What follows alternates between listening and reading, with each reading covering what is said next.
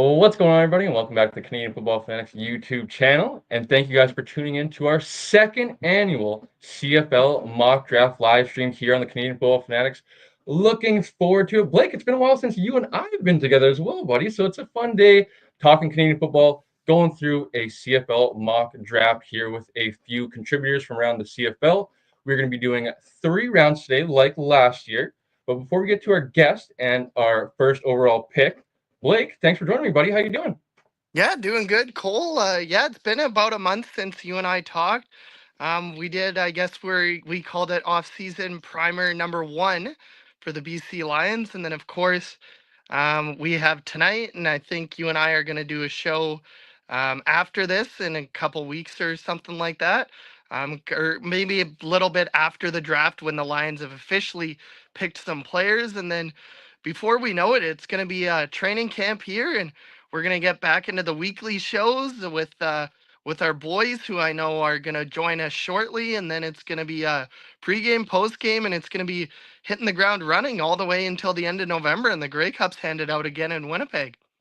Yes, as we've talked about a few times, it's kind of like almost the start of the CFL season when the CFL drafts. Obviously, it's still a few weeks away, but kind of talking with the draft tonight, that kind of is the signal for CFL season starting, and then rookie camp, training camp, etc., preseason, and June will be here before we know it. So, wanted to kind of kick off our off season of people hopefully getting back interested into the CFL. We do our second annual CFL mock draft. So, we're gonna do 3 rounds. We have 8 other guests joining us beside Blake and I. Or I guess, yeah, 8 other guests, 7 other guests. Excuse me. Is it 8? That. Well, yeah, you're 7. picking for Hamilton, Yes. so I guess it is 7. Yeah. 7 other guests that'll be picking with us tonight. Want to caveat that hopefully nobody is commenting rude things down below. Nobody is claiming that they're experts here. This is all in good fun, all for good conversation. If you disagree with the pick, feel free to disagree and let your opinion be known in the comments. We'd love to interact with you guys, but please no disrespectfulness and stuff like that in the comments. We'd love to interact with you guys, like I said, and keep it kind of cool. Be sure to let your opinion be known and all that stuff. We are actually live not only on YouTube, but we are live on our Instagram channel as well. So Blake, I think that's gonna do it for intros, buddy. Should we start the draft and put the Calgary Stampeders on the clock? I'm ready. All righty. Picking for the Calgary Stampeders is a voice of those Calgary Stampeders, one Mark Steven. Mark, Evening. Thanks for joining How's everyone today?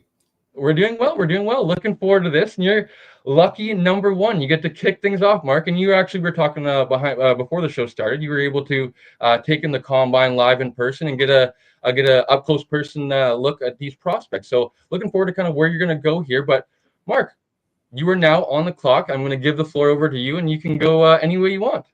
Yeah, first of all, the combine was tremendous, and if the league chooses to make Regina the permanent home of the combine, good for them. I mean, there's other great places, but Regina did a really nice job. So, yeah, it was fun to be there and see some of these players, but not all of the top prospects were there for a wide variety of reasons. And that includes the guy that I'm going to go with first for the Calgary Stampeders. I don't know if it's exactly cast in stone, but I would say that a logical pick for them would be receiver Keelan White from the University of Montana. He, first of all, is very skilled. He had a good but not great pro day in Missoula just about a week and a half ago.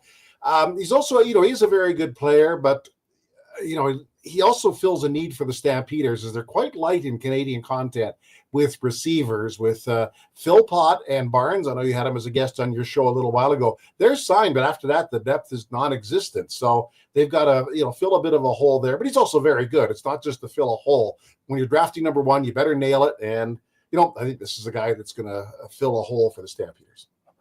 I love that, Mark. I was honestly curious of where you were going to go. A few of us were talking backstage there, and I think, not that it's a shocking pick, but definitely one that I didn't think you might go. So I'm interested that kind of in talking about the draft or seeing some of the mock drafts and people talk about the draft.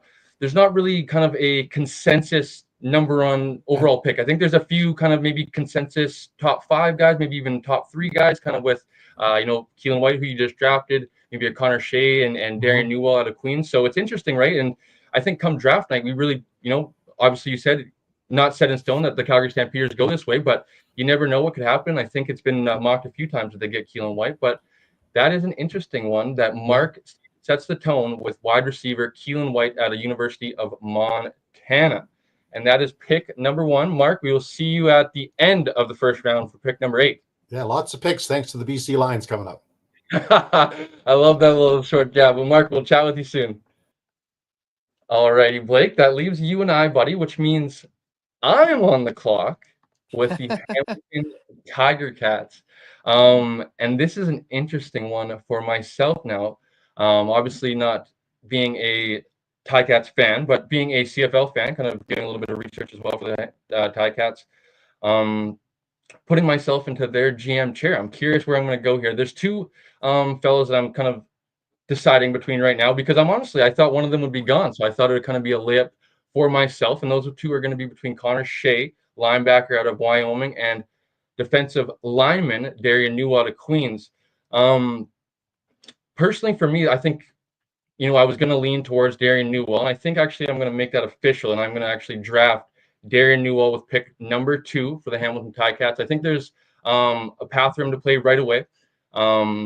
I think the curious thing with him is that he's obviously been starting to get a lot of attention now with some of the pro days that he's attended. There's a potential that he could be, NFL undrafted free agent. So, it'll be interesting to see kind of how he's viewed. I know he was, highly raved about at the CFL Combine of being, not only a testing freak, but, very physical gifting when the pads came on and stuff like that. So I'm going to go with Darian Newell, defensive lineman.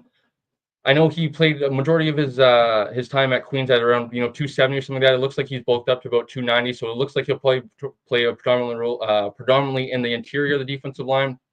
And I think he is a guy that can make an impact for the Hamilton Tiger Cats in year 1. I think it's an interesting one that I go D-line because, like I said, I didn't expect Connor Shea to kind of fall to number 2. I thought Mark might go with linebacker there, because there is also a need for linebacker for the Hamilton Tiger Cats. I think right now there could be, projected to start, former UBC Thunderbird Ryan Baker, Canadian there.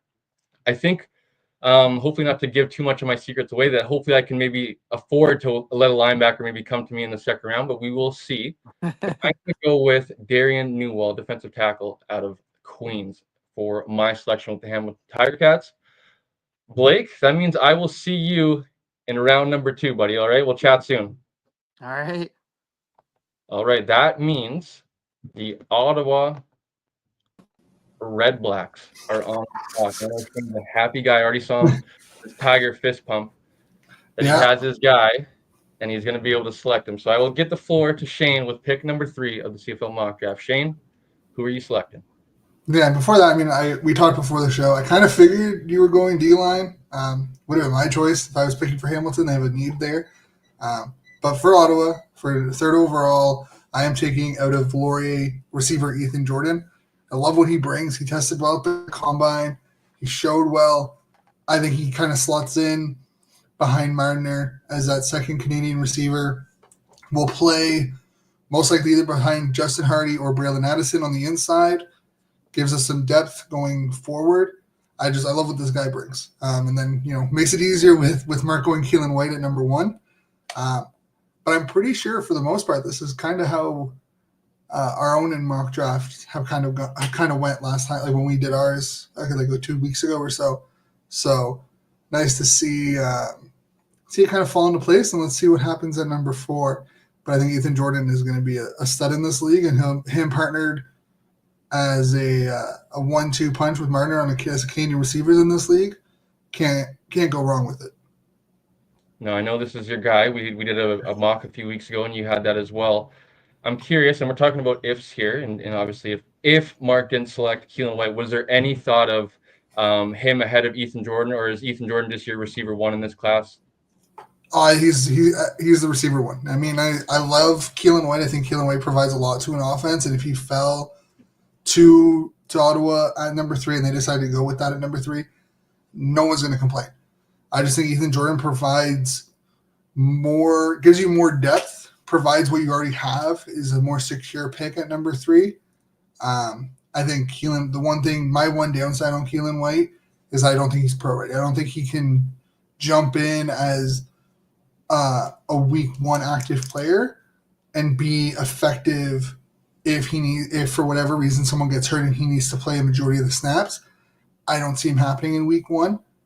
I think Ethan Jordan could take that step if needed by week 1. He has all the tangibles. I love what he brings.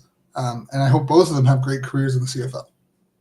Yeah, I will remind people that, a few folks might be a little bit surprised or maybe not expected Ethan Jordan to go as quickly, right? And I would remind folks that, we talked about Kevin Mitel going last year, I believe at 5th overall to Toronto, right? And a guy that had, Heck Crichton Ward season, but Ethan Jordan, his careers, university careers kind of stack up, has the better career. So I don't think it's that unrealistic to see, a guy maybe taken around, pick 5, even pick 3 or something like that, especially with a guy like Ethan Jordan who plays the Canadian game and can maybe adapt a little bit quicker like you're talking about. So Shane, pick number 3 is in with Ethan Jordan, receiver out of Laurier, and we'll see you in the second round, Shane. Yeah. All right, that means the Saskatchewan Rough Riders are on the clock, and that means I'm bringing in the man himself. He's not Scamilton this year. He's picking for the Riders. Coach, it's been a while. How you doing? I'm good, man. I'm good. How's everything going? Oh, good, Coach. Really excited. CFL season is around the corner, so it's always good times over here. So, Coach, we're going to put you on the clock. The Saskatchewan Rough Riders, the floor is yours. We're going to go with Hayden Harris, D lineman out of Montana. Okay, I like it. A guy from the NCAA as well. Obviously, you're an American as well. Maybe just talk about kind of your decision with number 4. Now that you've seen a few guys coming off the board, was there maybe a guy that you were looking at possibly drafting that came off the board? And now you're kind of looking to where who else is on the board that you're looking to draft?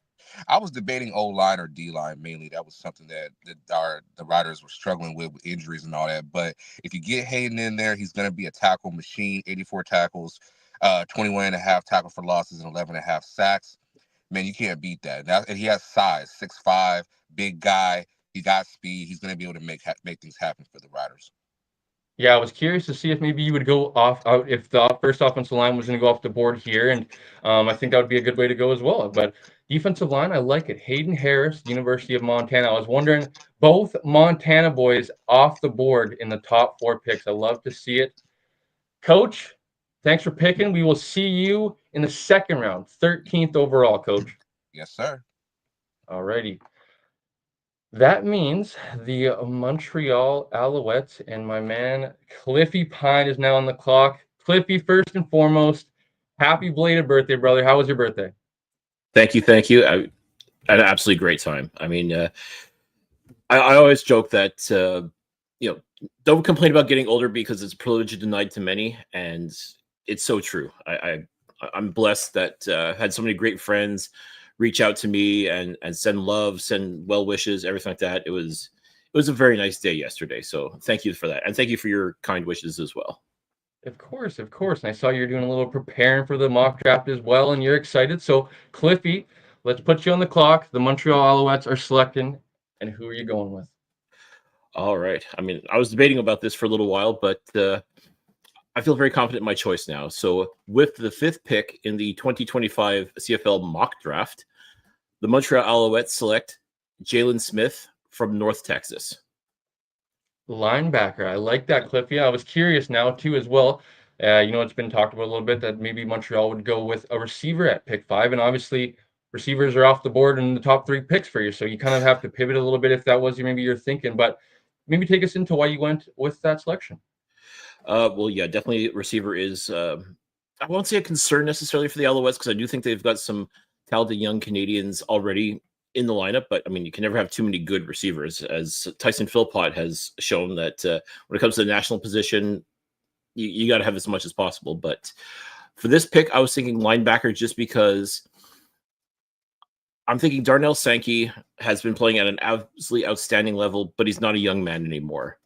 Last year, the Alouettes went with Jeffrey Conte-Arcu, and they've got Tyrell Richards, first overall pick from a couple of years ago. I think that this linebacking core, led by Tyrese Beverette, just needs to get bigger, stronger, faster, and that's exactly what Jalen Smith brings to that. He's also versatile, too. I mean, you can even put him in the secondary, and he can make some stuff happen. And the numbers from this guy have been nothing short of outstanding. So I think Montreal is going to do well if they look to strengthen that defense, give Noel Thorpe even more tools to play with, and I think Jalen Smith checks all those boxes off 100%. Yeah, and I believe Jalen Smith at his time in playing university football, I believe had some position flexibility. I think they had him all around, playing a little bit of defensive line, linebacker, a guy that could be very versatile in the defense. And I think at worst, he's probably a guy that's a four-phase special teamer and is a very very impactful special teamer as well. And it'll be interesting to see how his impacts the Montreal Alouettes. Cliffy, that is pick 5. We will see you in the second round. All right. All righty. My man, Zach Schnitzer, bringing him on. Zach, how we doing? I'm doing well, buddy. I'm a little miffed Cliffy didn't invite me to his birthday. I would have made my way to Montreal. No invite. No, never a bad reason to go to Montreal. Must have got lost in the mail. I'll speak for Cliffy. I'm sure it was sent. Maybe you didn't lick the envelope well enough. But Zach, you've had your time waiting now, and it's always a long wait, and then you're like, don't take my guy. Yeah. So now the time is yours, Zach. Who are you selecting for your Winnipeg Blue Bombers? I had well, first of all, I want to thank you, Cole, for doing this. This is tons of fun, and I've never done this before. I'm not a big draft guy, so I have to do a little bit of research, and I want to thank my buddy John Hodge here in Winnipeg for all the legwork he does for 3 Down. I'm just standing on the back of a giant. He literally is a giant. He's a big guy. He must be like 6'2" or something. Anyway, we had coffee last month, and probably watching him and me together is like, what was that movie? The Arnold Schwarzenegger, Danny DeVito, Twin Peaks. I don't know. Anyway, I'm the Danny DeVito. I'm gonna jump on what he suggested in round 1 for the Bombers. I like out of Western defensive back Jackson Finley. He's 6'2", 203, so he's got some good size, and I think he fills a need for the Bombers in the secondary. This was a secondary that was absolutely elite last year with Jordan Younger's defense, arguably the best defense in the entire CFL, although they couldn't stop Nick Arbuckle as much as maybe you'd like in the Grey Cup. He's a guy that can play halfback, even fill in at Sam, but he can play safety, and I think the Bombers have lost Tyrell Ford at fieldside corner. I think Jamal Parker and American will fill in there. But I think if they want to keep their ratio flexibility, going Canadian, if this guy pans out, would be advantageous to the Bombers. I like Michael Griffin, their American at safety right now. But you know, even if Jackson Finley as a Canadian, he does play a little bit of Sam, and Winnipeg's the only team that plays a Canadian at Sam linebacker. Although Patrice Rene in BC, I'm not sure what his status is this year, but he can fill in for Reddick Cramdy if Cramdy goes down. So I think I like Jackson Finley at safety for the Winnipeg Blue Bombers.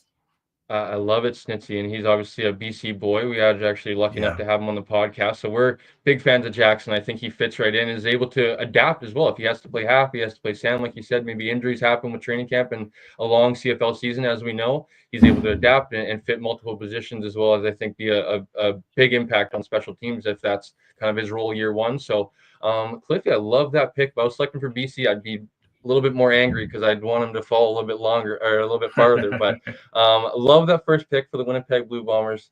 Zach, we'll see you in the second round, my friend. Sounds good, buddy. All right. That means we are going to the reigning, defending Grey Cup champions, Toronto Argonauts, represented by Gord Randall at KGN. Gord, thanks for joining us. How you doing? I'm good, man. Thanks for having me on. Appreciate being here. Of course. And I know you're a very big draft guy, and with KGN and all that stuff, following along, especially in the NCAA and whatnot, and youth sports, and being an alumni, obviously. So let's turn the floor over to you, and you can go whatever you want for the Toronto Argonauts. Well, I'm looking at the defensive side of the ball here, and I'll be honest, I'm licking my wounds a little bit because Jackson Finley was top of my board as of last pick, and just got pulled out from underneath my feet here. But the offensive side for the national starters for the Argos is pretty stable at this point in time. Dejon Brissett is back in the receiving core. They have Kevin Mytel coming back healthy, hopefully this year. They bring in Hergy Mayala in the receiving core. Offensive line, 4 offensive line starters for them last year. All those guys are back, really stable on that side of the ball.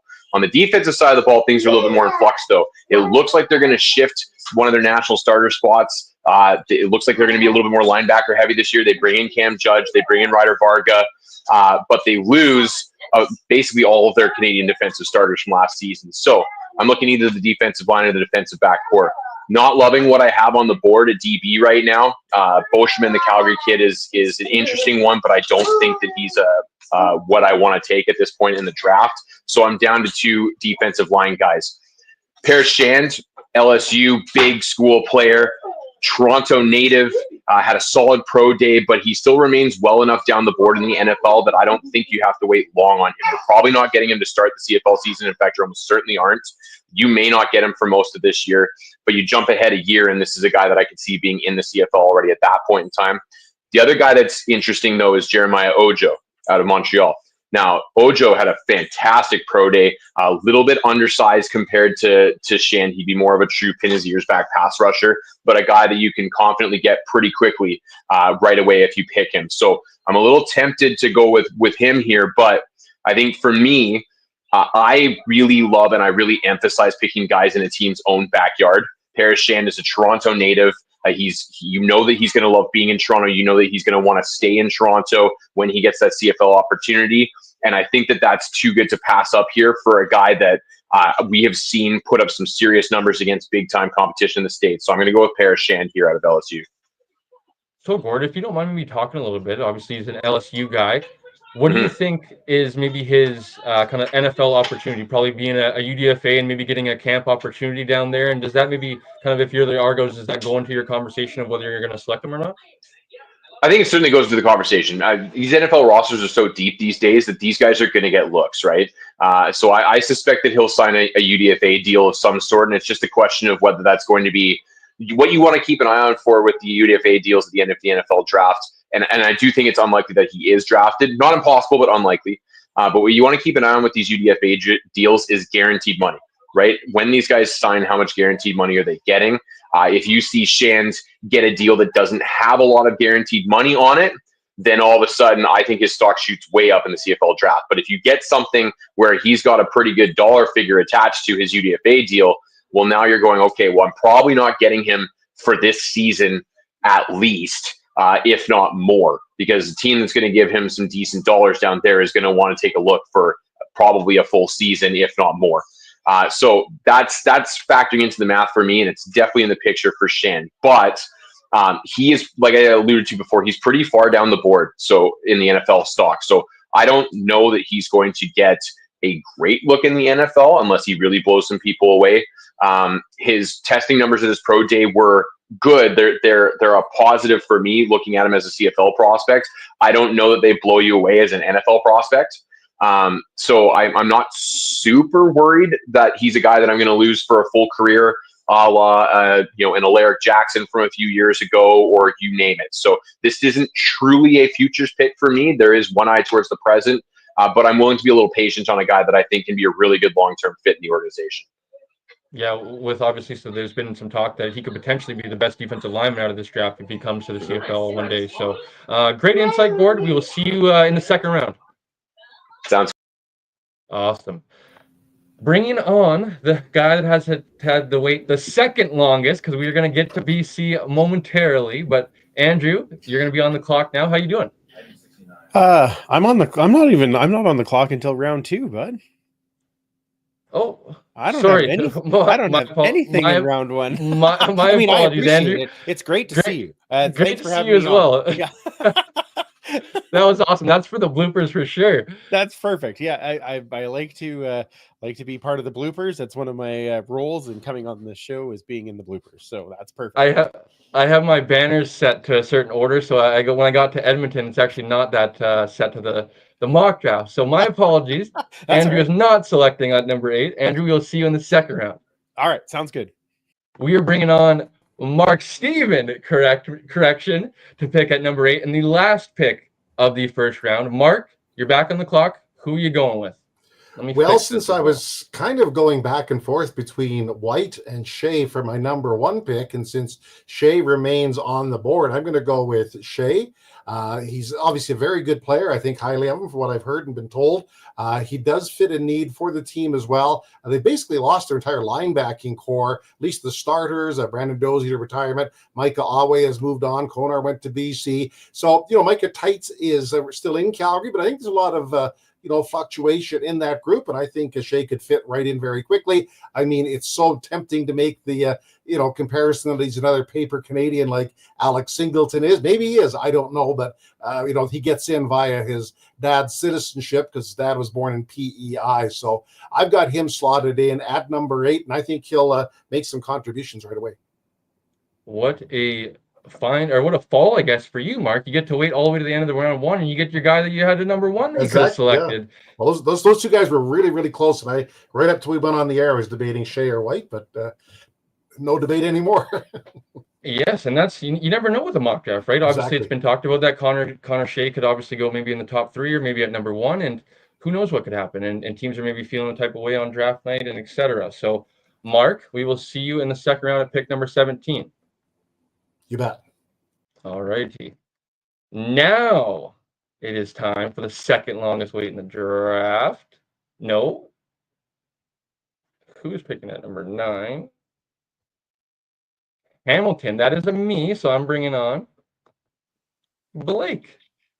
Blake, you've been waiting for a long time, buddy. You're the finally person I got to see, actually.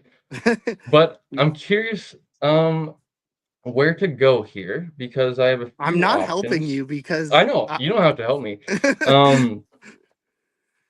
Judging by who's available, I obviously kind of want to go linebacker here. So I'm going to go with Devin Verasek, linebacker out of Windsor. Been talked about as maybe potentially top 3 linebacker of this class, a guy that tested pretty well and had a pretty good career at the University of Windsor. I think at worst he comes in, probably contributes on special teams, maybe is a option at starting one of the linebacker positions as well. But I think looking back at it now, if I'm able to look back and get Darian Newell, 2 U Sports guys as well, and be pretty happy with who I'm able to walk away with in the top 10 selections for Hamilton at a linebacker, D-line kind of going into this. This were 2 positions that I wanted to tackle so that maybe potentially I could take a swing at somebody else in this later round. So I'm going to go with Devin Verasek out of Windsor, linebacker, Blake. So you're picking in a few more, Blake. Is there any are you nervous? Are you some of your guys dropping to you? yes, I'm no, some of my guys are not dropping to me. Yes, I'm nervous. Had a list of 5 guys, and I think 4 of them went in the first 5 picks. So I am full transparency. I am scrambling just a little bit, but I only have one more pick to wait. So hopefully our buddy Andrew does not pick who I am somewhat leaning to, and we will see what happens when we finally get to BC. I'm very interested to see who you're going to go. So I will see you in a couple picks. All right, sounds good. Now let's bring up Andrew. There we go. Andrew, how are you doing? Thanks for joining us. Absolutely. No, thanks for having me. And no, it was great. I got a little appearance already, which is good. And you guys, made me had to work a little to figure out what was going on here with us not having the Elks not having a first round pick. It's you gotta really dig deep to get some of these guys and see who falls to you. So the thing is with this draft for Edmonton is that Ed Hervey did such a great job of bringing in so many Canadians and talented Canadians when free agency opened up that I don't know that they were one of those things where it's like it's definitely pick the best player you can, because I don't think there's a desperate need for Canadian. We were running through it on our show a couple weeks ago, and it looks like they could be starting 9 or 10 Canadians as it is, and that's they've got lots of flexibility. So so looking through all of the list and just thinking about what I know about Ed Hervey, he always likes to pick on the lines. He's not worried about taking a shot at a guy to see what happens. But if there's one spot right now, we on the O line is Brett Boyko is that starting right tackle. Has been great for us. Excited that he's back, but I think they might be looking for maybe some support or somebody to learn from that veteran to be able to take over that spot. So with the what are we now, 10th overall pick? We are also, because his name is friggin' awesome, we're gonna go with offensive lineman Tiger Shanks out of UNLV. You cannot teach size. 6'5", 325-pound blocker that plays tackle. That sounds like something that would be right up Ed Hervey's alley. So I'm going to go with that one. Although I pondered a receiver, but I think we're going to stock up on the offensive line. I like the thought process there. Andrew, you talked about it, not really needing right away Canadian to come in and play, and being able to kind of look back and maybe take a shot at somebody. A guy like Tiger Shanks maybe comes in and develops, and maybe he's a future pick or something like that. Or maybe even with Tiger Shanks possibly getting some NFL opportunities is a good option. But Andrew, something we were talking about that I would love if you could maybe touch on a little bit, that you were disappointed in the fact that the CFL didn't live stream the CFL Combine, and how much of a useful tool that is to some of us, especially all of us doing this tonight. Oh, 100%. I went to the combine when it was here and really enjoyed the experience. Much like Mark said, it's just a different experience to be able to watch the guys live. And yes, the drills are kind of like, whatever, but the one-on-ones and as they're doing even like Skelly and those types of things, you really kind of get a good feel for how does that guy move a lot. How does that guy react to the other players? How does he kind of lead the other guys? And I learned so much from just watching that. And then in the past couple of years, I've watched the stream, maybe not live, but later on in the day, watching the stream, and at least it kind of gave me some ideas of, oh, I really like this guy stood out to me. This guy stood out to me. And when they were picking the guys, I'm like, oh, that was a good pick for that team, or oh, I'm really glad we got that guy. But not having it streamed just makes it so hard to. I mean, yes, I can go in and dig in and film and do all the things that all of our wonderful compatriots do. But I don't have that same kind of time, and I can dedicate myself to a couple hours of watching a combine and at least get some names under my belt so that I kind of know who's who. So hopefully they get back to that, even if it's just, set up a phone with a live stream and a hot mic, and away we go. It doesn't have to be anything fancy, but it would be helpful for when we're doing this kind of stuff. And when we get to draft night, like I said, it's kind of nice to open those conversations with, hey, I saw that guy and I thought he did stand out. Yes, really well said, Andrew. You're going with Tiger Shanks, offensive lineman, our first offensive lineman off the board. If I wouldn't have seen that one coming, but mock draft, that's what it's fun for. That's what it's about. So we will see you in the third round, Andrew. Yeah, hopefully that's the one that Blake wanted, just because I want to see him growl when he comes back on. Okay, let's see. We'll get a reaction right away. Andrew, we'll catch you in a little bit. Sounds good. Blake, we're now on the clock, buddy. You got a big smile, so that must mean happy, good things. Now, Blake, you are on the clock and have the chance to set the tone as well. Andrew, not taking your guy, you have a chance to maybe take Shane's guy in front of him. So I will. I'm not growling, Andrew, so you can take that back with you. But I am very happy with the first pick for the BC Lions. I am going to go to a place that has produced a lot of CFL stars in recent years. Tyson and Jalen Philpott come to mind most notably. The University of Calgary and defensive back Nate Boschman is who I'm going to select for the BC Lions. 41 tackles this year, 4 interceptions, which kind of jumped off the page at me. He's also from Vancouver. He played his high school ball at Carson Graham Secondary School. So I'm going to go with the man who is from BC with my pick in Nate Boschman. I like that, Blake. I was curious to see where you're gonna go. And Nate Boschman, obviously, I'm kind of interested to see how he's going to be able to adapt to the CFL game. He was the President's Trophy winner this past season, best defensive player in U Sports, or not, best non-defensive lineman in U Sports, excuse me. And kind of in this range of like some of these U Sports defensive backs, safeties, and kind of who's going to go first. Obviously, Jackson went first, and Nate's going to go here. And I think they're going to be both be able to be contributing CFL players. And, you know, I've said it a few times of these guys being able to contribute on special teams. I think Nate will be one of those guys that's able to come in, contribute for the BC Lions on special teams right away. Maybe he has to sit behind or compete with a Christophe Boyu at safety that's maybe projected starter as of now. But anything happens to Christophe Boyu, you're able to have a Canadian backup to able to fill in. So I like that selection, Blake. Was there any nerves that he might have been off the board, or was that maybe your last guy? Because you have one more pick, Blake. So you gotta hope you got close. No, I have a couple names that I still have on my board a little bit. I'm not going to divulge them, of course, because then all the other guys would just take them. But no, there's another name from a school that may or may not be very close to you and I. Okay, I like that. So I will see you later in the second round, Blake. Sounds good. That means my man Shane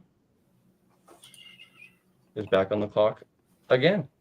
Pick number 12 and Shane's last pick. Shane, make it count. The Ottawa Redblacks are now on the clock. Yeah, and I mean, this one, I've been kind of muddying the water with this one a lot because we don't have a third round pick because we traded it to Edmonton for Peter Ajay, the long snapper. Where I want to go with it is probably not where the team is actually going to go with it. So I'm going to go with where I want to go. Where I think the team will go, they'll probably go DB here because they've kind of lost a little bit. The linebackers, all three of them that I kind of had on my list have all been picked. So I'm gonna go off and take the risk. I'm gonna take the first quarterback of this draft. I am going back to Laurier. I am taking Taylor Elgersma at 12. Quarterbacks seem to have a 3 to 4 year development window in the CFL. You look at Davis Alexander, you look at Drew Brown. A lot of these guys become starters year 3, mostly year 4. He just turned 23. You have Drew Brown locked up. You don't need him to come in right away and become a starter. You don't need him to start in year 2. Let him go play, get a year in the NFL, 2 years. Probably come up at 25, 26 at the back end, unless he can actually keep in the NFL, which, you know, hopefully he does, because that's just great news for, you know, U Sports quarterbacks. But the reality is, if he doesn't, you have a backup plan. You have someone who can come in and be that guy in, you know, 3-4 year span. In 3-4 years time, I mean, we just saw Cody Fajardo, who led Montreal to a Grey Cup in 2023, get shipped out a year later. So, like, quarterbacks are kind of volatile. I'm going to take the 23-year-old and see where he's at in a year or two. And if he's been in the CFL, you want him on your team. You don't want to be going against him every day, every week, or every year when you could have had him. Very interesting. I love the little smile. You are happy. We obviously talked about before we went live tonight of when these quarterbacks were going to go. And I'm curious to see if that maybe entices somebody else to maybe take a quarterback here now with another couple. What do we at? Pick 12. So still a few picks to go. Shane, I'm you know, the draft is obviously not a exact science, and it's kind of interesting one, right? In the NFL, it's maybe tend to lean towards like the best players being selected right away, and sometimes not the best players get selected right away in the CFL draft because maybe teams are scared that they're not going to be able to see them right away. I really like that you explained kind of the kind of science behind why you wanted to go with this, right? You're locked up with your quarterback as of now, not having a third round pick. Maybe you wanted to take a swing because this sets you up for the future. And I'm just curious because I think if looking back, I think Elgersma and Rourke are probably more than likely, probably more speaking for Elgersma than maybe Rourke, because he might get a longer opportunity, especially if he's drafted compared to maybe a UDFA guy with opportunities and organizations. They're going to look at it as a drafted guy versus UDFA guy. You're going to get the more opportunity. I think they're more than likely, and I don't want this to sound like a slight, but they're probably CFL guys. Like you said, they're probably going to get a 2 or 3 year, chance to prove themselves. But especially if they're UDFA guys, I find it really hard that they're going to be able to find a team that gives them a true opportunity. I think we just saw it with Nathan Rourke of, yes, they gave him some guaranteed money, and yes, they, promised them that he maybe get the opportunity in New England, and we talked about multiple opportunities, but just it's a different thing if you're not a drafted player for them, that they actually put an investment into you versus a UDFA player. And I think depending on where they go in the NFL draft, I just expect them to probably end up coming back to the CFL at some point. And if you take the best player available at number 12 and he comes to you a few years later, it's obviously not ideal because you want maybe your first and second round picks to contribute sooner than that. But I think just taking the swing at the best possible player in this draft is really good in my opinion. But I'm interested to see kind of maybe how the fans and other people kind of think about that, especially maybe Ottawa fans. Yeah, I mean, I get it. You're taking a risk, but you're taking a risk anyways, no matter who you pick. You look at who, you go back to the last 5 years. How many guys have been picked and have played and been contributors to the team and haven't been cut, at some point and gone to a new team? So, I don't know. I find that if you take him, you own his rights for as long as he's not in the CFL, right? I think this is one where you bite the bullet, you take the chance, you have his rights, and if it doesn't pan out, like we just saw with Christian Covington, right? Spent 10 years in the NFL and came back to BC because BC owned his rights. Same thing. So, I don't know. I feel like you take it. If he has a wonderful NFL career, I mean, it's still a win for the league, for U Sports. It's still a win. 2020, they drafted Michael Hick, who just signed with Buffalo and got suspended for 6 games. They drafted him in the second round. I know it's a different regime than it was in 2020, but again, it happens, right? No one really thought that Hick was going to stay. There was a lot of conversation on if he could crack an NFL roster. He has. He just signed another contract. It's bound to happen. Not everyone you pick. Heck, we talk about it all the time. Aju, 7th round pick last year, just signed with the Colts. Now, see if he stays with them, but sometimes you got to take the risk and hope it pays out for you. Absolutely. Shane, I will see you in the 3rd round when you join me for Hamilton, buddy. Yeah. All righty. Let's go back to Riderville. Coach, it's been a long wait. I'm sure guys have been swiped for me, but maybe there's a few guys left on the board for you. Who are you going with in the 2nd round? Well, I was going to make a splash and go get Taylor, but Shane decided to take that from me, which is fine. But I am going to jump to the other side of the ball, and I'm going to go get us an old lineman. I'm going to go with Sam Carson out of University of Calgary, 6'4", 300 pounds. Played tackle, gave up no sacks, but I think he can transition over to the either left guard or right guard. He's got size. He's got good footwork. He's going to be a piece that we could use. And Coach, we talked about this a lot during the season, doing the weekly shows and stuff like that. I'm not surprised that you go in the trenches for both your picks. You go D-line, you go offensive line. Coach, talk about it. Obviously, and Ryder's probably one of the more well-built rosters on paper going into the season, and looking like not too many holes particularly. So maybe being able to go, a certain way, maybe being able to take a lean on a quarterback was, I think, a possibility for you guys. But I love that you're able to, attack the trenches for yourself. We got to. I mean, with the run game that we got going right now, AJ there, we got the pieces. We just need to make sure our O-line is healthy, like we mentioned earlier. That O-line health has got to be there. If we're going to compete with the Winnipegs, if we're going to compete with the Calgarys, those defenses, we got to go against them, man. We got to put pressure on them. We got to make some holes, double down. And I think the thing about Sam Carson that I like the most is that we move him to guard. He'll be able to pull. He'll be able to double down. He'll be able to get second level if he needs to. He's going to make some things happen for us. I love that, Coach. We will see you in the 3rd round for your last pick, Coach. Yes, sir. All right. Let's go to Montreal. Cliffy, it's been a little while. Who would you like to select? Let me change this, actually. We're doing a lot here, people. The Montreal Alouettes are on the clock. Who would you like to select, Cliffy? All right. I'm pleasantly surprised that he's still on the board, so I am going to take the pick and make it mine. With the 14th overall pick in the 2025 CFL mock draft, the Montreal Alouettes select Jeremiah Ojo, defensive lineman from the Université de Montréal.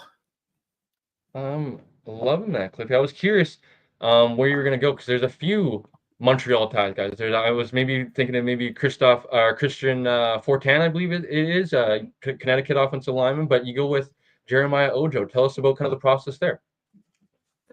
Well, I mean, it wouldn't be a CFL draft if Danny Machocha didn't select somebody from the RSEQ, or at the very least, the Montreal Carabin, right? So this definitely checks that box.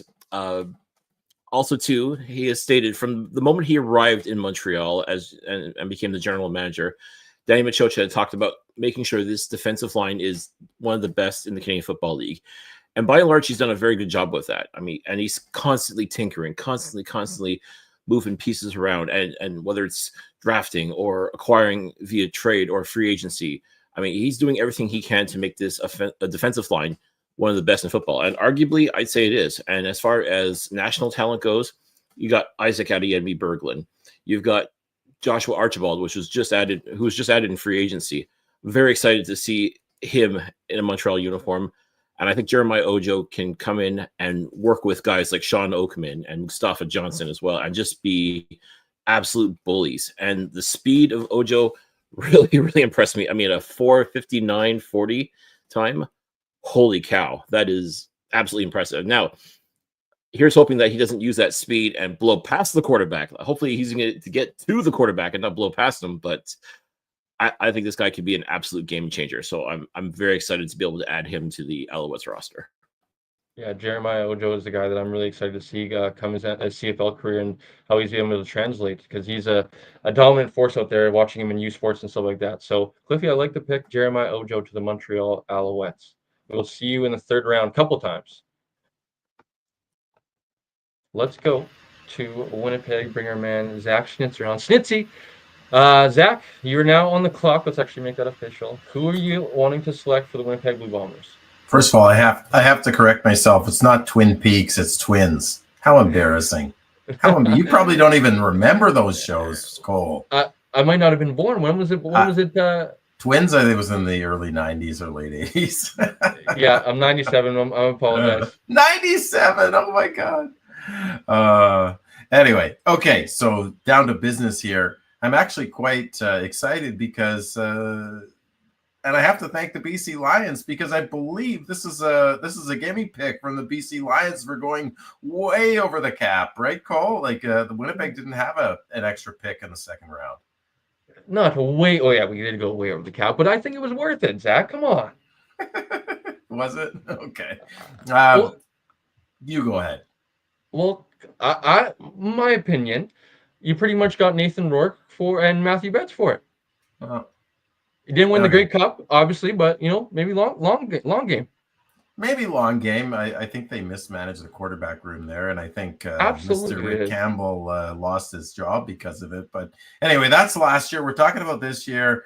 I'm really excited because if I hadn't taken Jackson Finley in the first round, I was going to take Christopher Fortin from the Yukon Huskies, old lineman.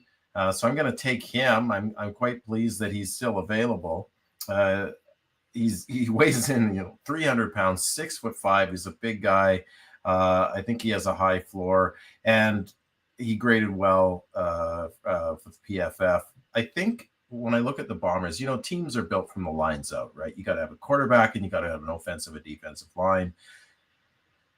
The Bombers lost Liam Dobson, who was a Western All-Star. He goes to Hamilton. They didn't want to pay him the extra money.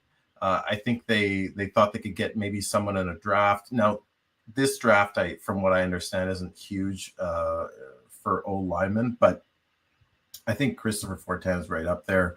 Maybe he competes with some of the backups the Bombers had last year, guys like Gabe Wallace to fill in at left guard, and Tui Eli.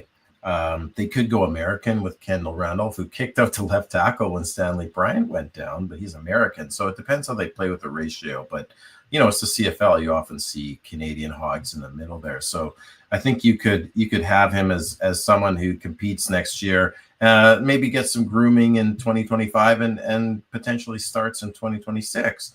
So I think the Bombers would be very pleased to get Christopher Fortin in the second round. Yeah, the CFL draft is usually, everyone talks about, oh, usually you just get offensive linemen and maybe some specialists. And in this mock draft, the offensive linemen haven't really been too popular. No. So it's been interesting, but you're able to kind of let the board come to you and get your guy in the second round there, Zach. And I think, who knows of some of these offensive linemen who could potentially be the best one out of them.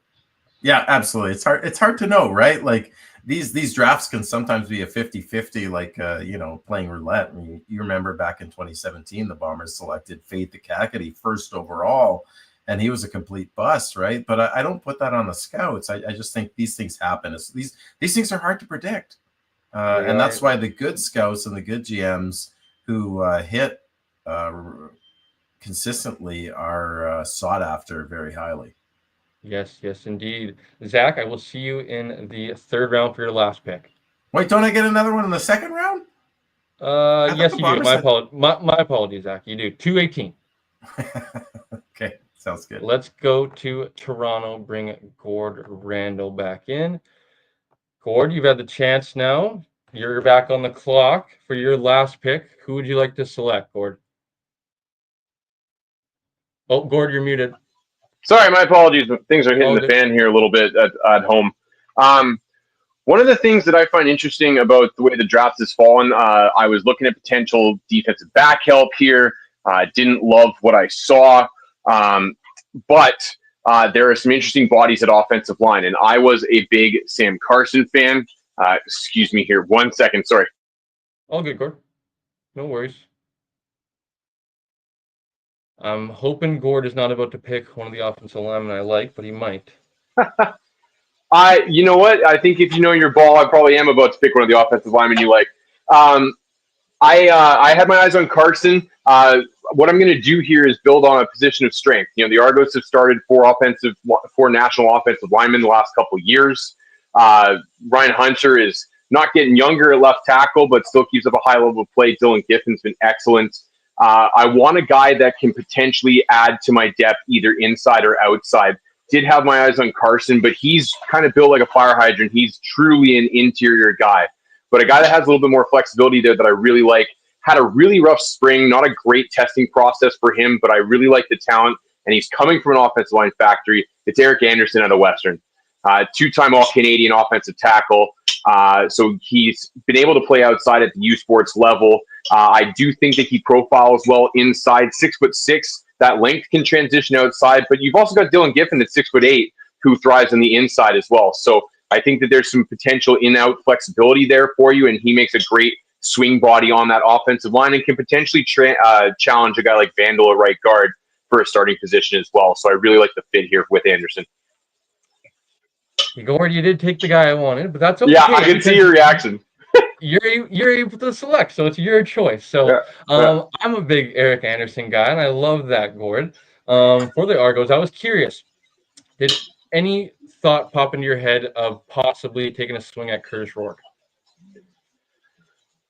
I think no, for purely football reasons. And those football reasons are multiple. Number one is that you have committed to Nathan Rourke and you're tied up to him over the long term. And while it's great in theory, the fit with his younger brother in house, all that kind of stuff.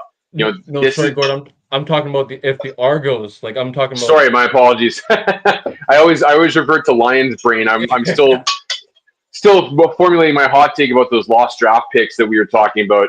The hot take is totally worth it, and every team should do that. Anyway, yeah, I mean, I had put some thought into that, but for the football reasons, they still apply. They're just a little different, right? And the main football reason is that Curtis Rourke's going to be down in the States for the long haul. Now, I don't know that his career is going, I don't know that we're going to see a lot of Curtis Rourke taking NFL snaps, but this is a guy that's going to be bouncing around NFL rosters. I would be shocked if we ever see him north of the line. And my reasons for that are fairly simple. He's going to have a decent draft pedigree, relatively speaking. He'll probably be a day 3 pick in some range in the NFL draft. He's got an NFL frame, but he processes the game at a very high level. He's shown that he can play power conference ball, and play at a very high level there. He profiles as the perfect type of quarterback that even if he only ends up carrying a clipboard, he's going to bounce around the league for the better part of a decade and be an asset in whatever quarterback room he's in. I truly believe that that's the outlook for Curtis Rourke. Potentially more, but I think that that's the most likely outlook for Curtis. And so I'm not willing to invest a top 2 round pick in that. I'm just not. No, I was just curious, Gord, because I know you're a big NCAA guy, and probably out of all of us, probably get the most opportunity to watch him and stuff like that, and probably have the most intel on him. So I'm just curious of kind of like gauging where these guys are going to go, because I think it's been interesting. It's been talked about first round, but now kind of more recently, the kind of more popular thing is maybe towards end of round 2 into round 3, kind of let teams be able to maybe get some of their first round selections in, second round selections, and then maybe in that third round be able to take a swing on maybe the best player that's available on their board. So I was just kind of curious where teams are kind of starting to think now. Maybe they can take a swing at Curtis Rourke here, getting later in the second round. And I think that that's a great call for some of these teams that have extra picks, right? Like if you're the Calgary Stampeders, for example, that have been handed extra picks, right? If you're in a position where you have a lot of capital to work with, I think it's a good swing, just because the potential for hitting a home run there is really big, right? But for me, like, the Argos don't have a third round pick, right? This is I'm off the clock for a while now, and so I need to make sure that I'm extracting as much value as possible out of these 2 upper echelon picks that I have. And for me, I want to add, I'm in a win now mode, right? So I want to add a guy that's going to be an impactful guy this year, especially since I took a little bit of a risk that way in my first round pick. So it wasn't the fit for me, but I do think that it is the fit for one of those teams out there. Just quickly on Rourke, because you brought it up, I'm hoping that CFL fans can kind of ignore his last name when making the evaluation of Curtis Rourke. And I don't mean that it's unfair to put him in Nathan's shadow or anything like that. But what I mean is they're very different players.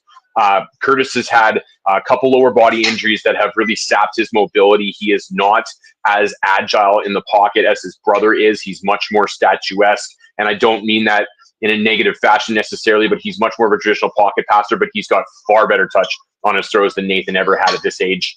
And so in terms of pure arm talent, he's probably a better player than Nathan, and a pretty clear step up, actually, for being honest.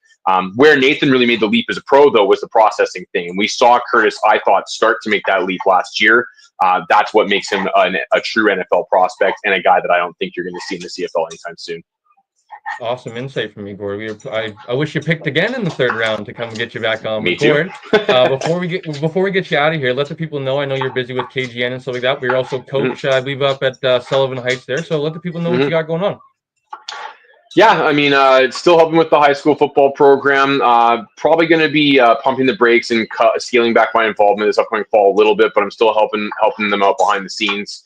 Just got a lot of other stuff going on to try and juggle, so I needed to kind of catch my breath a little bit. But KGN still goes strong. We'll be back on the airwaves in the fall, if not sooner. We're tossing around a bunch of ideas to kind of spread our wings and spread the brand.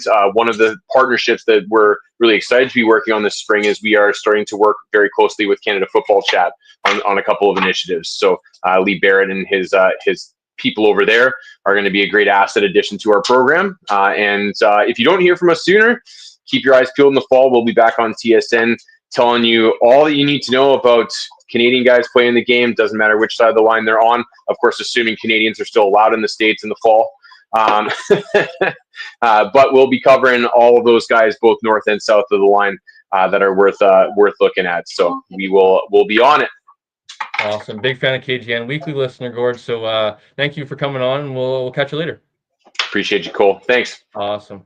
That is one Gord Randall. And that is it for Gord. And let's go back to the man who started the draft with Mark Steven and the Calgary Stampeders now on the clock. Mark, you are back up with pick number 17. Who would you like to select? Well, he's been chosen already, so I'll have to go by Sam Carson and take another offensive lineman, though. But I liked what I saw at the draft. He's coming from a school that's created a lot of good offensive linemen as well. From UBC, Arvin Hassini. I liked what I saw from him. I thought he was good. I thought him and Anderson were really close. I know that Anderson had the concussion, that was a problem. And I'm not a doctor, so I don't know what that means in terms of his availability or not. But I like those are the two guys that kind of jumped off the page for me. And since Anderson has been taken, I'm going to go with Assini from UBC. But he I could like never. that, Mark. Yeah, I guess my theory is, he could just never go wrong with an elite Canadian offensive lineman. I mean, how much he plays this year, I don't know, but there is a vacancy because Sean McEwen left, and they're going to slide somebody in at center, but they're going to have to find somebody else to fill out their Canadian depth. And a good lineman, never go wrong. Yes, I'm a big fan of Arvin's game. I could see, judging by the reaction backstage, that somebody does not like that. But a UBC guy that obviously the last few years they put out Theo and Gio with the late Dan Durazio as their coach, and I think starting to turn out some good offensive line. I know another one that's kind of been slept on right now is Gavin Cokes, another offensive lineman that'll be eligible for this draft, and he's kind of dealing with an injury right now. But I think they're putting out guys that are really maybe not pro ready is necessarily the right way, but they're getting that coaching from a guy like Dan Durazio, who's obviously that pro experience, and kind of giving them the best opportunity to maybe sink and swim, hopefully swim at the professional level because of some of their teachings and stuff like that. So Arvin's a guy that I like, and a guy that's kind of been rising after the combine. I'm sure you got to be able to get a close-up look at him at the combine, and a great pick for the Calgary Stampeders, Mark. We will see you for one last pick in the third round. Okie dokie. Let's bring back my man Snitzy for Winnipeg. And the first of the bonus picks for playing the most Canadians, if I'm not mistaken. This number 18 selection and then the number 19. So, Snitzy, this is a bonus pick. So, who would you like to select for your Winnipeg Blue Bombers? Well, I because it's a bonus pick and because the Bombers are potentially looking at 2026, Cole, as a year without Zach Collaros. I'm hearing that he is retiring. I'm not sure about that. It's not confirmed, but it's kind of what I'm hearing through the grapevine. I do think it would be silly not to take Curtis Rourke at this point from Indiana. I think he's a blue chipper. I think he has all the physical tools and the mental capacity to be a high-level quarterback. I do think it's possible he ends up back in the CFL, particularly if he's like his brother, where he doesn't want to hold a clipboard. Maybe he wants to play. And I think, he's not going to get NFL money up here, but he can command, $600,000-$700,000 a year. So I think it is possible. And I think if you're Bombers and you're in the real draft, not the mock draft, you'd be silly to not use a bonus pick on Curtis Rourke. There's nothing to really lose there. I mean, look at his. I believe he had 28 touchdowns, 4 interceptions last year. I mean, that's just a sterling ratio there. I think this guy was Heisman caliber, and I think you've got guys in the pipe for quarterbacks after Zach Collaros. You've got Terry Wilson, but you don't really know what you have with Terry Wilson. Chris Streveler is not a starting quarterback in the CFL. Love the guy, but he's not. He can't really sling the rock if push comes to shove. Jake Dolegala is not the answer for the Bombers. I don't know about Shea. I think Shea Patterson showed some flashes last year. I don't know if he's the long-term answer either. I'm not super confident on that. And then who else do they have there? They've got Dolegala, Wilson, Streveler. Yeah, Shea. That's it. So I think it would be silly not to draft Curtis Rourke at this point. And I think as a Bomber fan, I think it would be really cool to see a guy like that up in Winnipeg at Princess Auto Stadium. Lighten it up, buddy. I love the picks, Zach. I think, 3 or 4 years from now, he comes to the league and he's playing for the Winnipeg Blue Bombers. Bombers fans are absolutely laughing. And I think it's kind of a win-win, right? If, like Shane said, if he comes to the CFL, great. If he doesn't, it's a good thing for Canadian football, and you never know. Maybe he comes 8-9 years from now. Maybe he has a few years in the NFL, and he wants to come back, and you guys have his rights. So, exactly. And if he's in the NFL, it's not a bad thing because he's marinating there. He's learning. He's going to see different coordinators. He's going to be around just the absolute top end talent in the world. So he's going to develop. There's an adjustment, and I think we saw that with Nathan Rourke last year.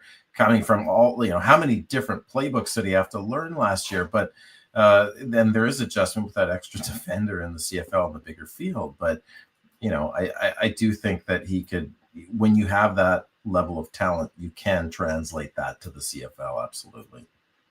I think just for me, the intrigue of maybe potentially playing against his brother or just in the same league as his Oh, brother yeah. is going to be there as well. But like you said, if he doesn't want to hold the clipboard forever, like, man, I can go play, and it's obviously back home. And I think just that intrigue of, we see what the CFL has built kind of the Jalen and Tyson into, right? They're obviously all Yeah. over when we're doing media day and stuff like that. Could you imagine the marketing behind a Curtis and Nathan Rourke in the CFL would be unbelievable. So I really think this is a great pick, Zach, and who knows what could happen. Maybe in the future, or maybe in a few days, come the CFL draft, this could be a thing.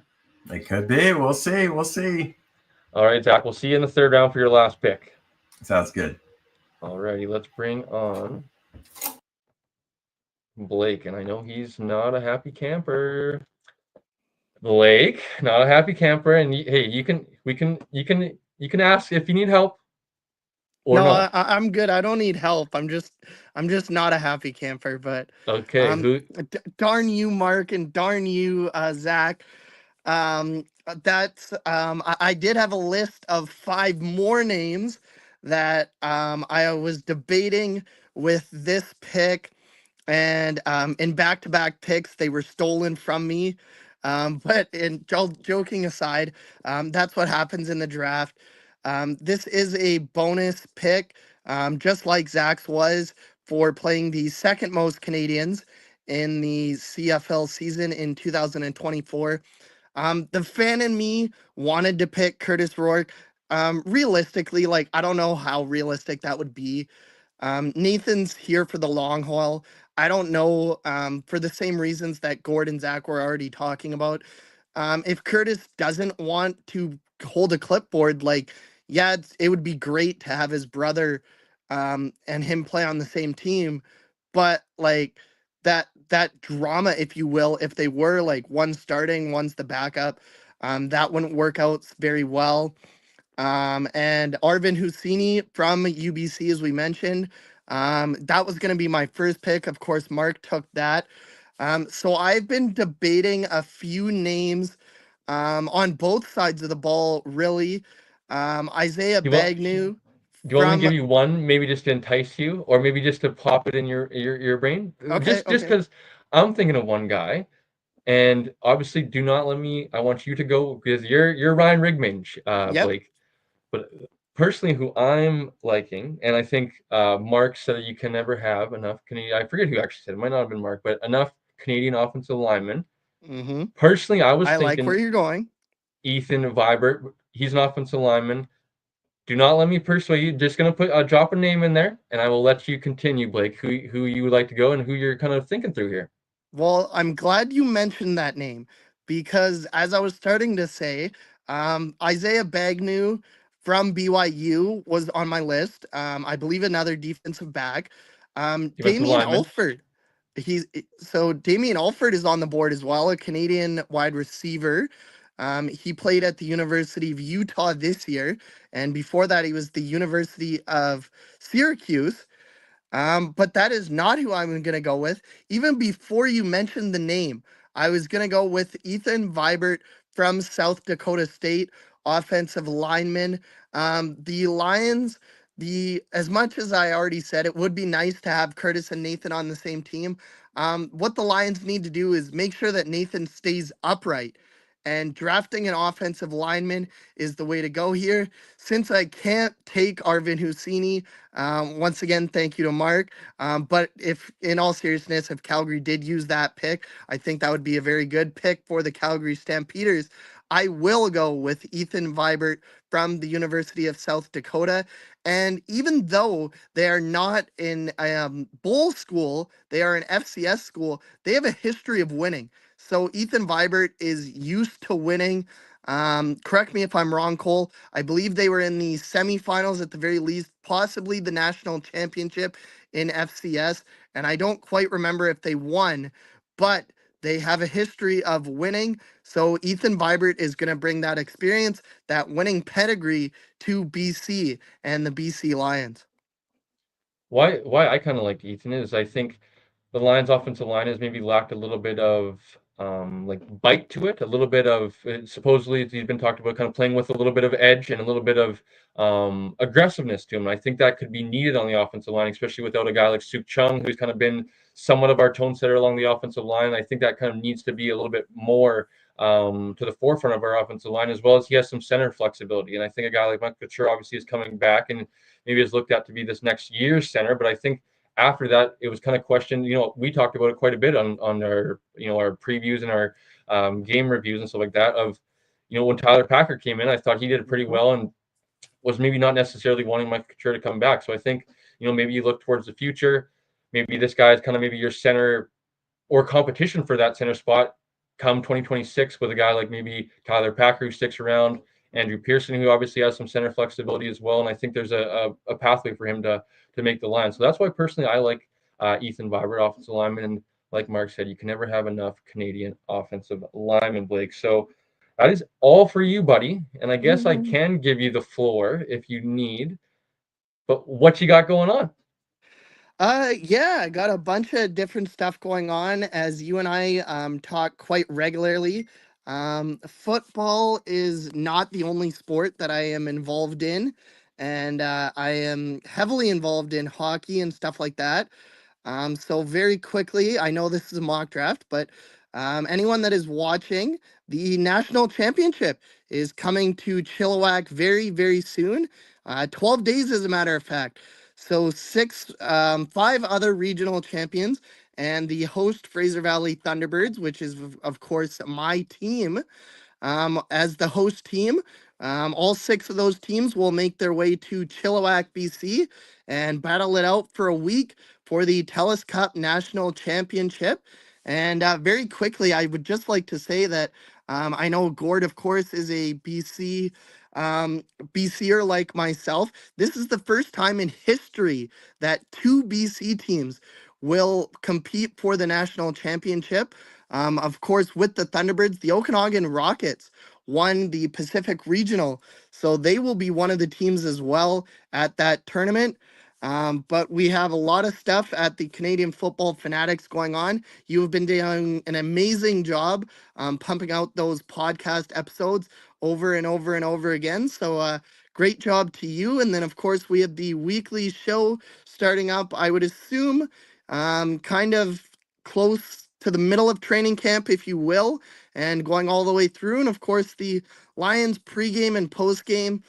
You and I will have to talk off air. Not sure if we're really going to do preseason. We might do one. I don't know if we're going to do both, though.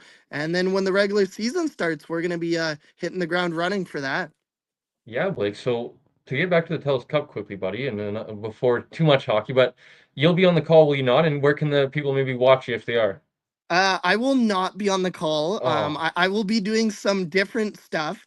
I will be there all week, but you can definitely go to the Hockey Canada website at www.hockeycanada.ca/TELUS Cup. They will have the live stream up. I will be doing some camera work, so I will be running one of the cameras. And if I'm not doing that, I'll be DJing. So I'll be playing the music in the arena. So if you like the music, let me know. If you don't like the music, let me know too, and I'll play something better. I got a couple requests, Blake. No, I'm just kidding. But anyways, Blake, thanks, buddy, and we'll catch you in a little bit. Sounds good. Thanks, Cole. All right, let's go to the third round and bring in Mark Steven, picking number 20th. Carly, now on the clock. Mark, who would you like to select? Well, there's quite a few that did catch my eye at the combine, and there's a lot of guys that are very close in terms of my rankings. But at pick 20 for the Stampeders, his name was just mentioned. I'm going to go with receiver Damian Alford from Utah, a big receiver. They wanted to up the size in the receiving core. It's not an accident like Dominique Grimes signed here. First of all, he's really good, but he's also big. That's one of the things they wanted to do. Yeah, did have a good 40 time. He's a big guy, and they do need help in that area. So I'd have no problem if he surfaced and just see where he fits in, because, a big guy with size like that is something you got to jump onto when you get a chance. So with the 20th pick, I'm going with Alfred, the receiver from Utah. I like it, Mark. And you're doubling up on receiver as well. Can never have enough, especially with the impact it seems like they're kind of making now, Yeah. coming in.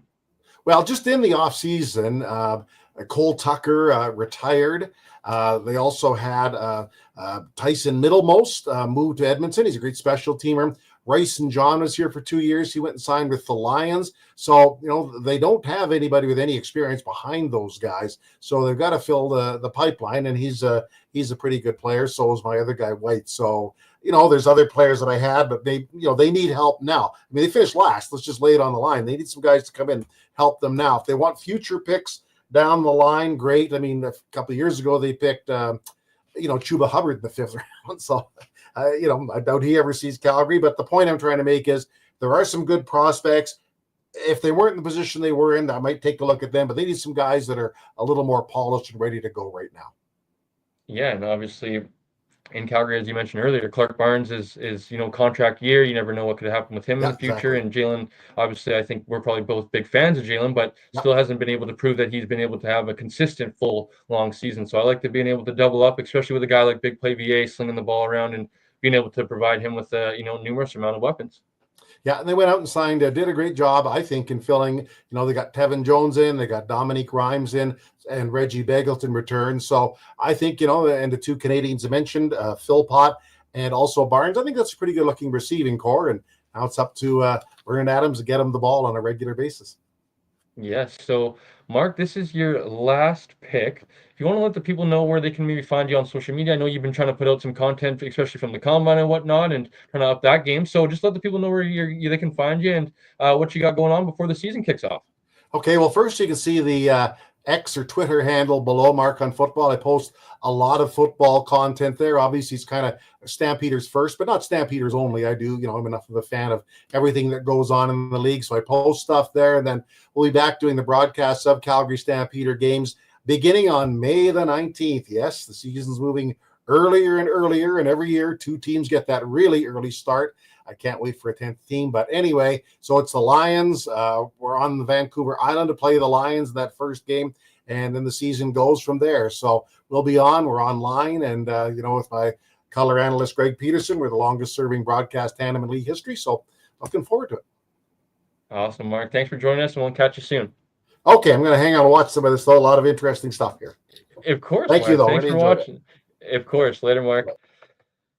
And that brings me to the clock now. And I'm going to bring up Shane, because I know Shane's been waiting a little while, and he doesn't have any picks in the 3rd round. So, Shane, before I go, I guess, if you want to persuade me anyway, I think I kind of have an idea of where I want to go anyways, but I'll give you the floor and just kind of let you maybe try to persuade me left or one way or the other. Yeah, I mean, I'm kind of shocked that he's still on the table, considering how many teams kind of need some defensive line help. But out of BYU, Isaiah Bagnad, kind of shocked that he's still available heading into round 3. But he would be my guy. I mean, they definitely need some defensive line help still. I know he went Newell with the first pick, but in the trenches, you can never have too many elite Canadian players. I think he kind of gives you a different look than what Newell provides. So I'm shocked that he's still available. I don't know if Hamilton wants to spend their first 3 picks. I know they have the last pick in the 3rd round. They have an extra one. Their defense was struggled last year. Their defense was atrocious. It's one of the reasons why they missed the playoffs. So maybe they do want to spend 3 picks in a row on defensive players. But my thing is Isaiah to BYU. Not sure where you're going to go though, because there's plenty of defensive options as well outside of him. So there is. I personally was going to go defensive line. Isaiah Bagney was definitely in contention. I also I like a guy like Max von Mildorfer out of Western. I don't think this is maybe kind of the maybe range for him to go quite yet. He had a good combine, and that's rose his stock a little bit. But I think there's a possibility to kind of find a pathway to the roster on Hamilton on that defensive line. You look in the interior, not too much Canadians in there. You look on the edges, there's obviously last year, Brubaker, a few other guys. But nobody that's saying like you can't draft him because you have so-and-so. So I think I'm going to possibly go D-line. I think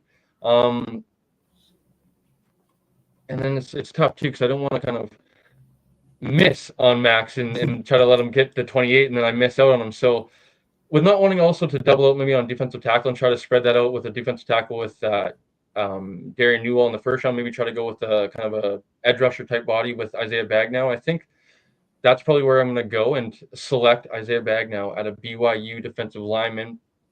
Like you said, I think kind of their most important needs. You look on the offensive side of the ball, could you maybe try to go receiver? You probably could, but you look at Keandre Smith, excuse me, Luther Hakanavanu, I believe is another receiver for them. You could maybe potentially try to go receiver, but I think there's more than likely a better pathway to the roster on defensive line and get bring in as many guys as you can to kind of compete and let the best man win in a sense there along the defensive line in Hamilton. So that's where I'm going to go and draft Isaiah Bagnall out of BYU. I know it's kind of we talked about it as well, Shane, when a little bit of rumblings coming out of the combine of kind of maybe some not as interested when he was there and whatnot. So I'm curious to see kind of how teams view him moving forward and when the CFL draft actually is here. So I will select Isaiah Bagnall, defensive lineman. Yeah, I mean, you're going from I'm very interested to see what happens with him. He has the tools. I think it's, again, similar situation to what Aju went through. Didn't have a great combine. There were some, personality concerns around his work ethic. But I don't know. I think if they want it, it's up to them to get it. And, you've taken Newell. You can kind of take a risk with him. But it's up for him to take, right? I think if he comes in with a fresh attitude and like an understanding that like I come in, I perform, I could be considered one of the better to best Canadian defensive linemen in the league. At that point, you're getting yourself a steal in the third round, right? I think it's the same thing with Alfred, right? He went from Syracuse to Utah, declared for the CFL draft, and then reclassified. Was going to hit the portal, then redeclared for the draft. So I think there's some concerns, like there's some rumblings there as well. So when it comes to personality and character concerns, they have a lot of people in their ear. They have to do what they think is best. I'm not so concerned about it. But at the end of the day, it's all up to them. And if they come out and play well, you're getting a great player at 21. Yes, well said. So Shane, I will see you for the last pick of the draft. Sounds good. Let's go to Edmonton and bring on Andrew. Andrew, how we doing? Doing all right. Those last two picks were guys that I had my eyes on. I was hoping that Alford might fall, just so put a little more support, and he's the kind of receiver that Ed Hervey likes. Those 6 foot, 200-pound guys that can run fast. That's pretty much what he looks for. So I mean, good pick by Mark, but damn you. No, I'm kidding. Next time. And Isaiah Bagnall was on my list just as a backup for Robbie Smith. If you're going to learn from a guy that's playing the position really well as a Canadian. And you don't get much better than between Robbie Smith and Jake Seresna as guys that will tell you how to get after a quarterback. So I was those were both picks that I had kind of on my list, but obviously those are off the table. So as I look through some of the remaining guys, I did have a look at Ali Saad out of Bowling Green, just having a little bit of that, again, that defensive line help. And we have a couple of Canadians in there when you look at Noah Curtis and Robbie Brown, as I mentioned, or Robbie Smith, as I mentioned. So I figured that there would, maybe there's some idea there to go that way. But the more I look at it, the more I think, that defensive backfield could, we were lucky enough to add Tyrell Ford. Zach is now swearing at me as I say that out loud, but we were lucky enough to to have those around. And and now Zach telling me to leave Sod alone too. Geez, I tell you, it's like I can't win. So Tyrell Ford coming to Edmonton does mean that we're going to need some backup. We're gonna need somebody who can play a corner, and it will fill in on that defensive backfield. So Zach, I am not going to make you very sod. I'm going to help you out here. That's his joke. I'm just stealing it from the chat, but I will give him credit for it. I am going to go with defensive back Delaney Robinson out of Regina. Cole shaking his head. Oh, there. See, I got one there. When you got a 6'2" guy who can run a 4.52, that's a guy you want to put in as a good special teamer to start, but also again can learn a little bit and hopefully help in that defensive backfield. So we will go with Delaney Robinson as our first pick in round 3, being that we do have one more yet. I love that, Andrew. Well, I don't love it for me, but I love the pick. Big fan of Delaney. He's a former CJFL guy and went to the University of Regina. I think people kind of maybe get a little bit caught up on, his stats and not really maybe having gaudy stats, if maybe you want to say that. But if being a big fan of the Canada West this year, kind of diving back into the Canada West, teams just don't throw in his direction a lot of the time. And I think he's a very sound corner. Now, the question is, a lot of the time with defensive backs, especially Canadians, they maybe don't get a fair shake at that outside corner position. I think he's maybe a guy that could potentially get a fair shake because of some of his abilities and skills. And I'm very curious to see how he kind of translate his kind of skills to the CFL game with professionals and stuff like that. Like you said, a very rangy, very athletic corner. And I think he's going to be able to try to, compete and be a valuable asset for your Edmonton Elks. Absolutely. I love it. All right. I will see you in a few picks. Yes, I will be here. You will be back. All right. Let's go to Montreal and bring on Cliffy Pine. Cliffy, it's been a little while. You've been waiting. Guys, I'm sure have been pecked from you, but you have the opportunity now to maybe peck in front of these other guys. Well, isn't that part of the fun of the draft? Is you have your eye on certain players, and you think, oh, that'd be a good fit, and obviously other teams agree because they go ahead and they select them. So then you got to reframe and reset and recalibrate. And again, that's what makes the draft so much fun, is seeing where everybody else is, seeing their thought process, and then having to adjust almost on the fly, which is, truthfully, it's a lot of fun. It really is. And fun fact about this particular draft pick is this is via the BC Lions, for the Joshua Antwi trade last season lands the Alouettes this particular spot. And so with this particular spot, I am going to take the advice of some of the others as far as trying to bolster the quarterbacking core a little bit. So with the, what was this? Sorry. 22. With the 23rd pick. 23, yeah, sorry. So with the 23rd pick of the 2025 CFL mock draft, the Montreal Alouettes select Jonathan Senecal from the Université de Montréal, quarterback, obviously. Another Montreal guy. Sometimes these things just happen, right? Hey, Cliffy, I love it. Me and Shane were actually talking before we were recording as well, and just kind of gauging Senecal, talking about Arnaud Desjardins as well. And Shane actually kind of predicts in the real draft that he thinks Senecal will end up in Montreal as well. And I think it's a great fit. But I'm curious because they're both RSEQ guys, maybe potentially being able to see them up close. Was there any possibility of maybe thinking about Arnaud Desjardins over Senecal, or was Senecal kind of your guy? I think what's the main factor is we got to see Jonathan Senecal in training camp last year with the Alouettes as a, I guess, I forget what they call it. It was sort of like an internship, if you will, like just a chance for internship. Yeah. Yes. Okay. Perfect.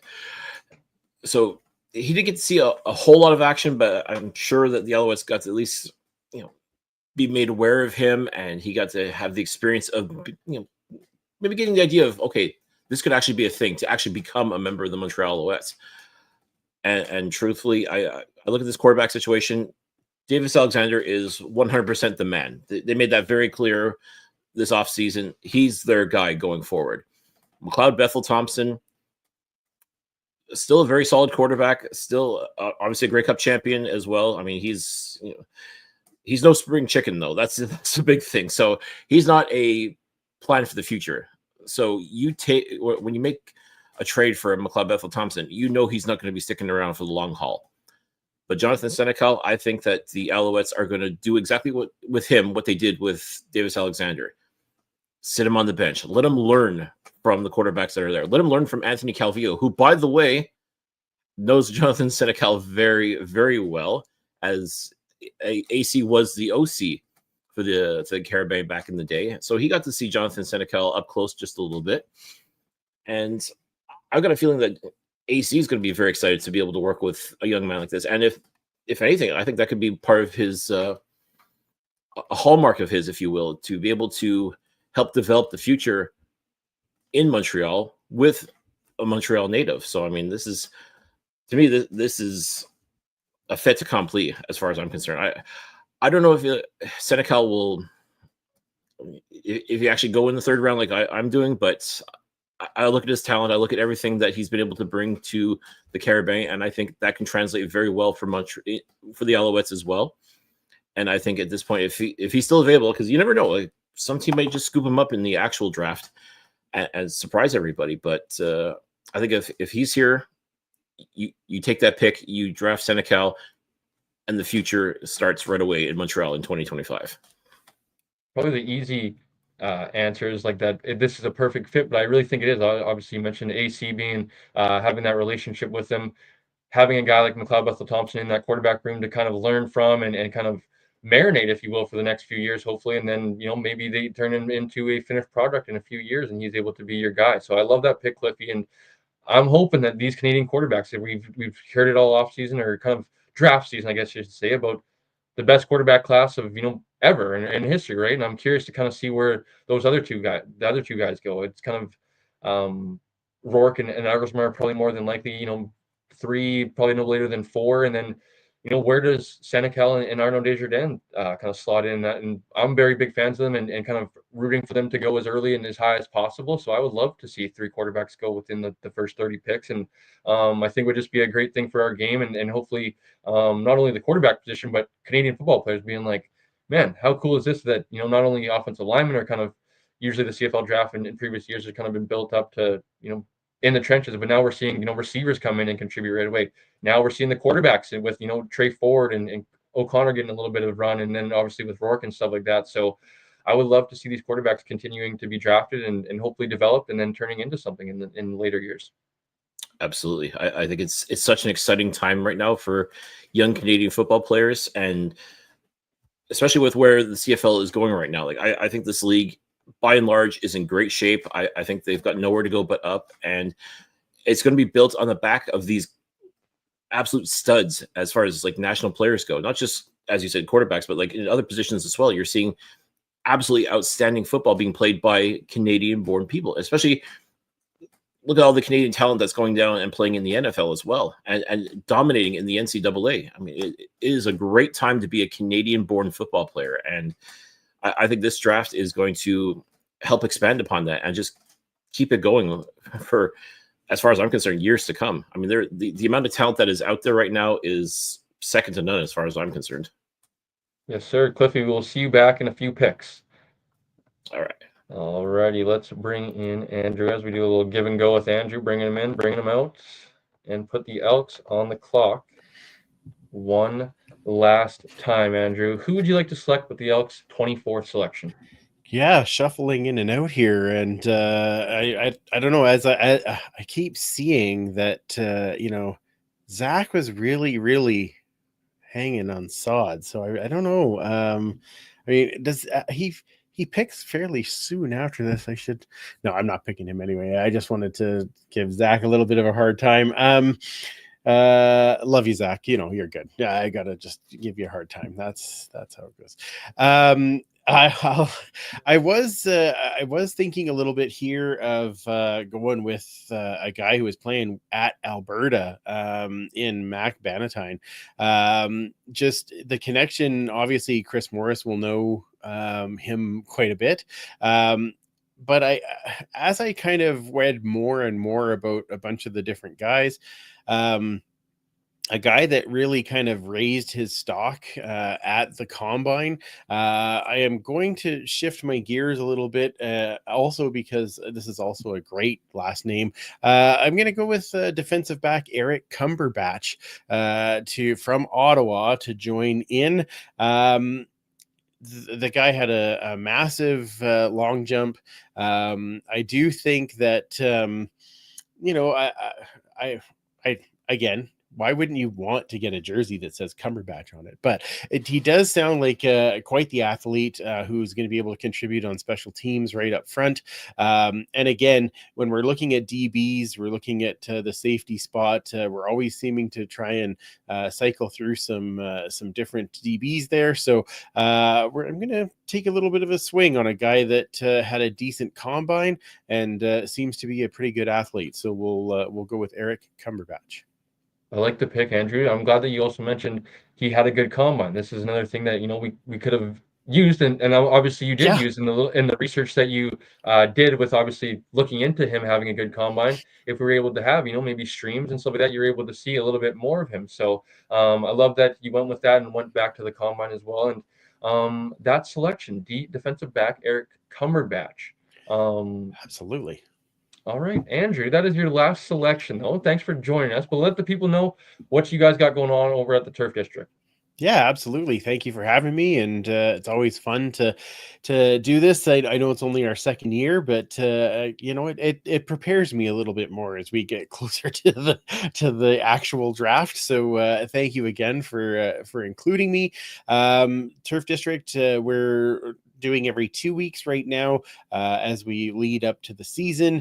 You can always join us live on Tuesday nights on YouTube or on Twitch. The audio podcast usually comes out on a Wednesday, and you can grab that wherever you get your podcast from. And of course, make sure if you're live, throw a comment in. We'd love to chat more with you as we have a little bit of fun on our show. And we'll be going weekly here as soon as training camp starts, as we hype up everything as far as tailgate and all of our fun things that we do throughout the season. So join us over there if you can.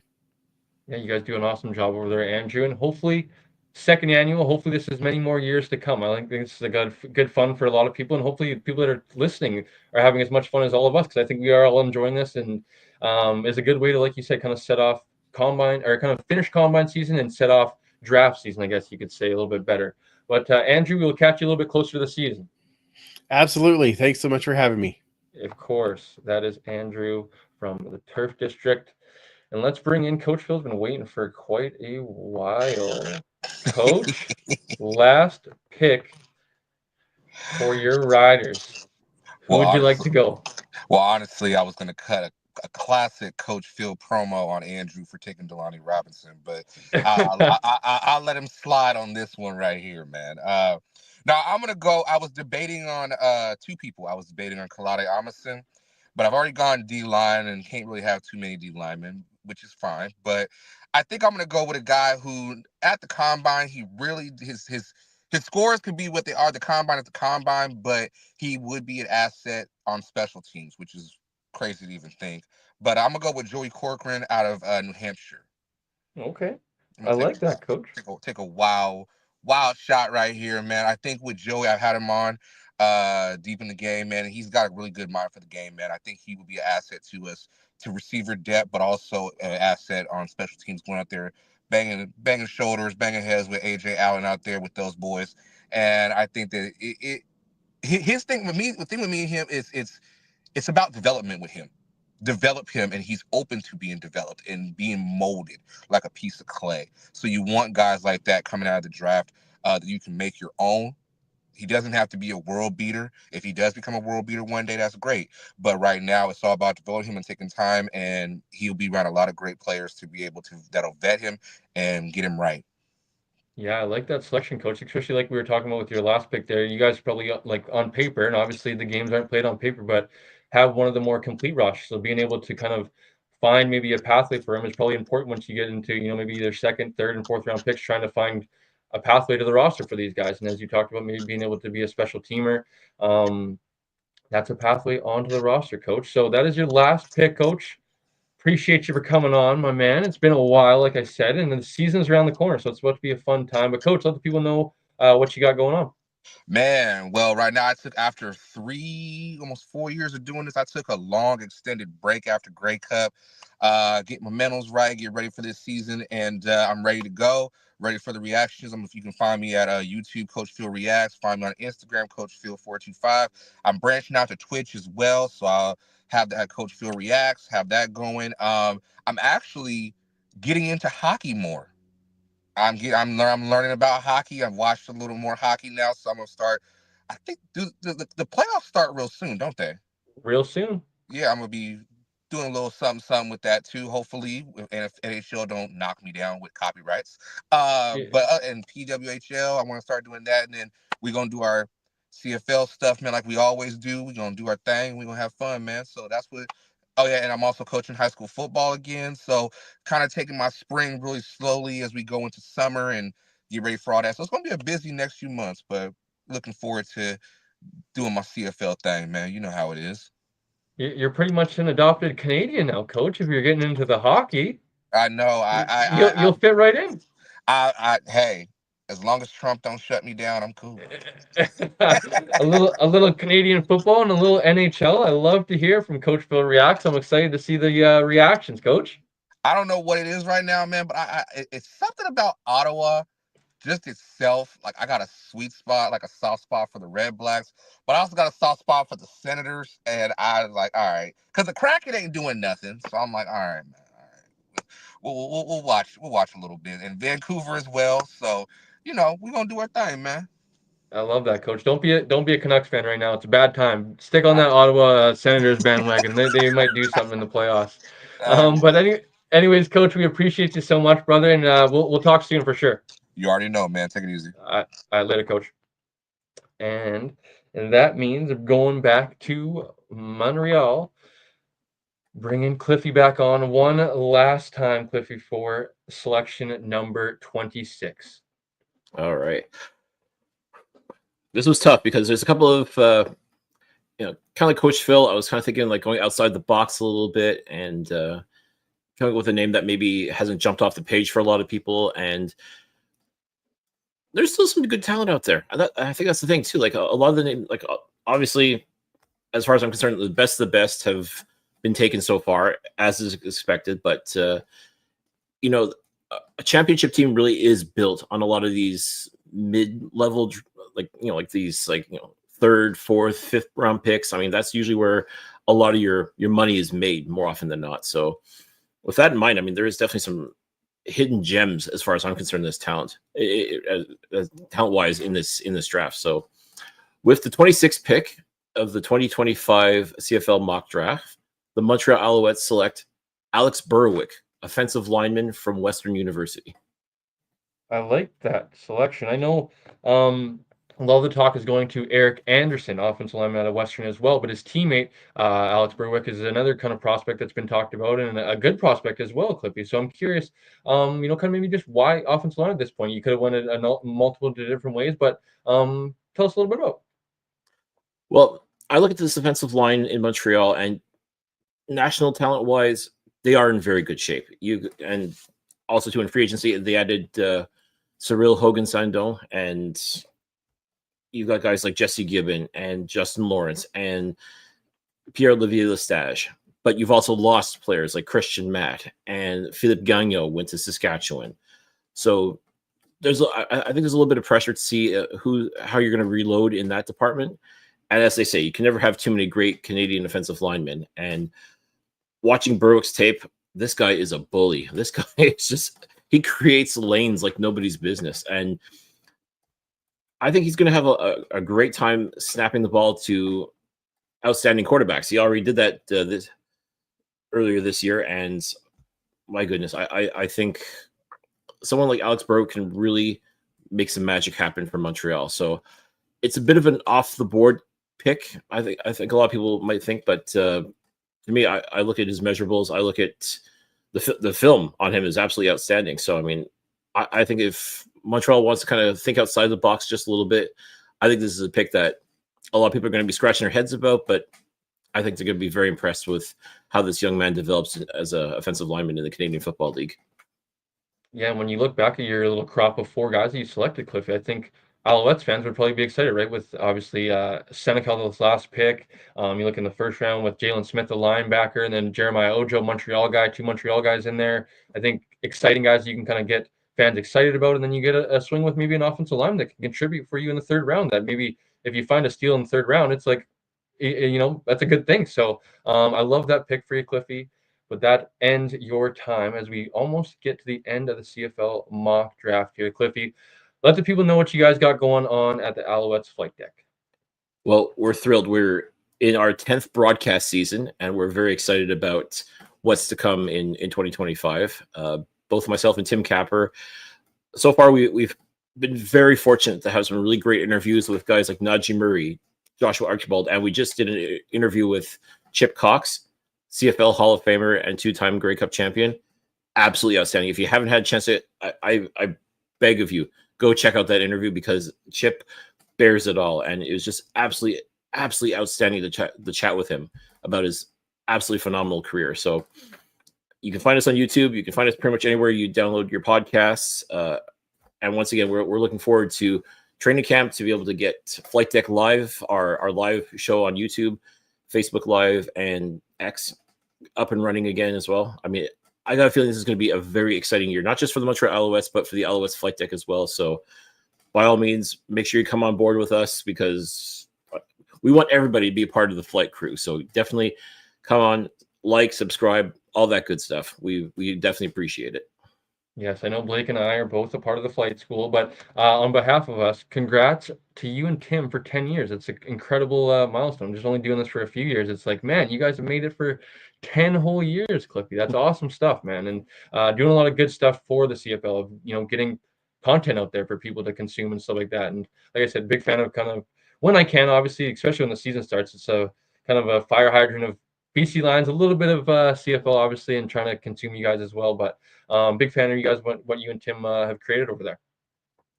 Well, we appreciate you guys. And quick shout out to Blake, who's been adopted. He was adopted the Montreal Victoire of the PWHL as his team. And we're going to the playoffs, buddy. And trust me, we're going to take this thing.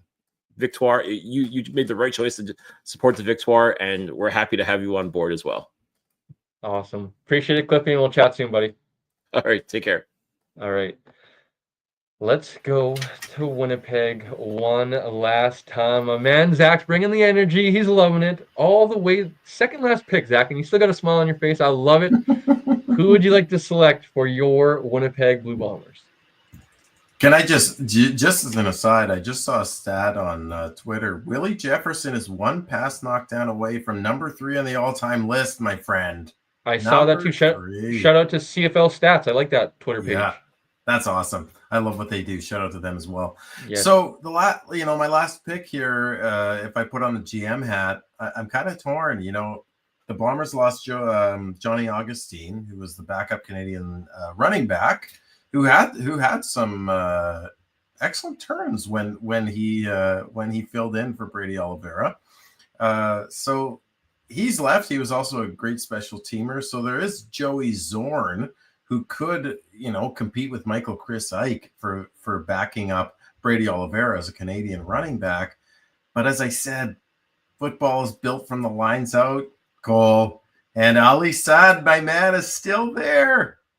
Thank you, Andrew, for not picking Ali Saad. You would have made me very sad. Out of Bowling Green, wherever the heck that is. I had to look it up. Apparently it's in Kentucky. The Bowling Green, what are they? The Bowling Green, I don't know what their team name is. Yeah, it's like some kind of bird. I'm gonna actually take Ali Saad, defensive lineman there. 6'3", 280 pounds from Windsor, Ontario. Cole, I just think that the Bombers could use some depth. I know in Jordan Younger's defense, which is a very DB focus, dropping 9 into coverage oftentimes, or not 9, but, only rushing 3 linemen. I do think it's never bad to have good Canadian depth. on a D line. Just looking up Ali said, he looks like he would be able to pencil in as a defensive tackle for a CFL team in the next few years.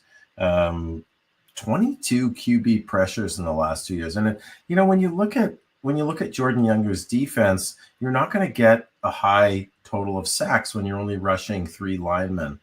But those QB pressures are massive, and take a quarterback off his spot, make him think twice, make him make the wrong reads, right? Those are all really important things. You could argue QB pressures are as important as sacks in some regards. So I'm going to take Ali Saad. I'm very happy with this mock draft. This was super fun, Cole. I think the Bombers did very well here. John told me they are elite picks, so I'm very happy if I have his blessing.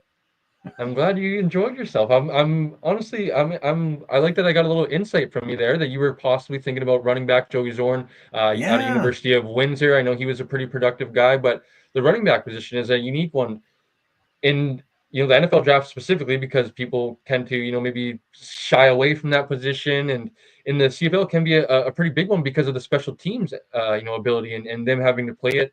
And then you look at Ewan specifically, right, being pretty unique with having a Canadian starting running back in Brady Oliveira. If anything was to happen to him, being able to have that flexibility with the ratio of just slotting in another Canadian running back, so you don't have to change things around and maybe start a Canadian defensive lineman or something if Brady was to come out.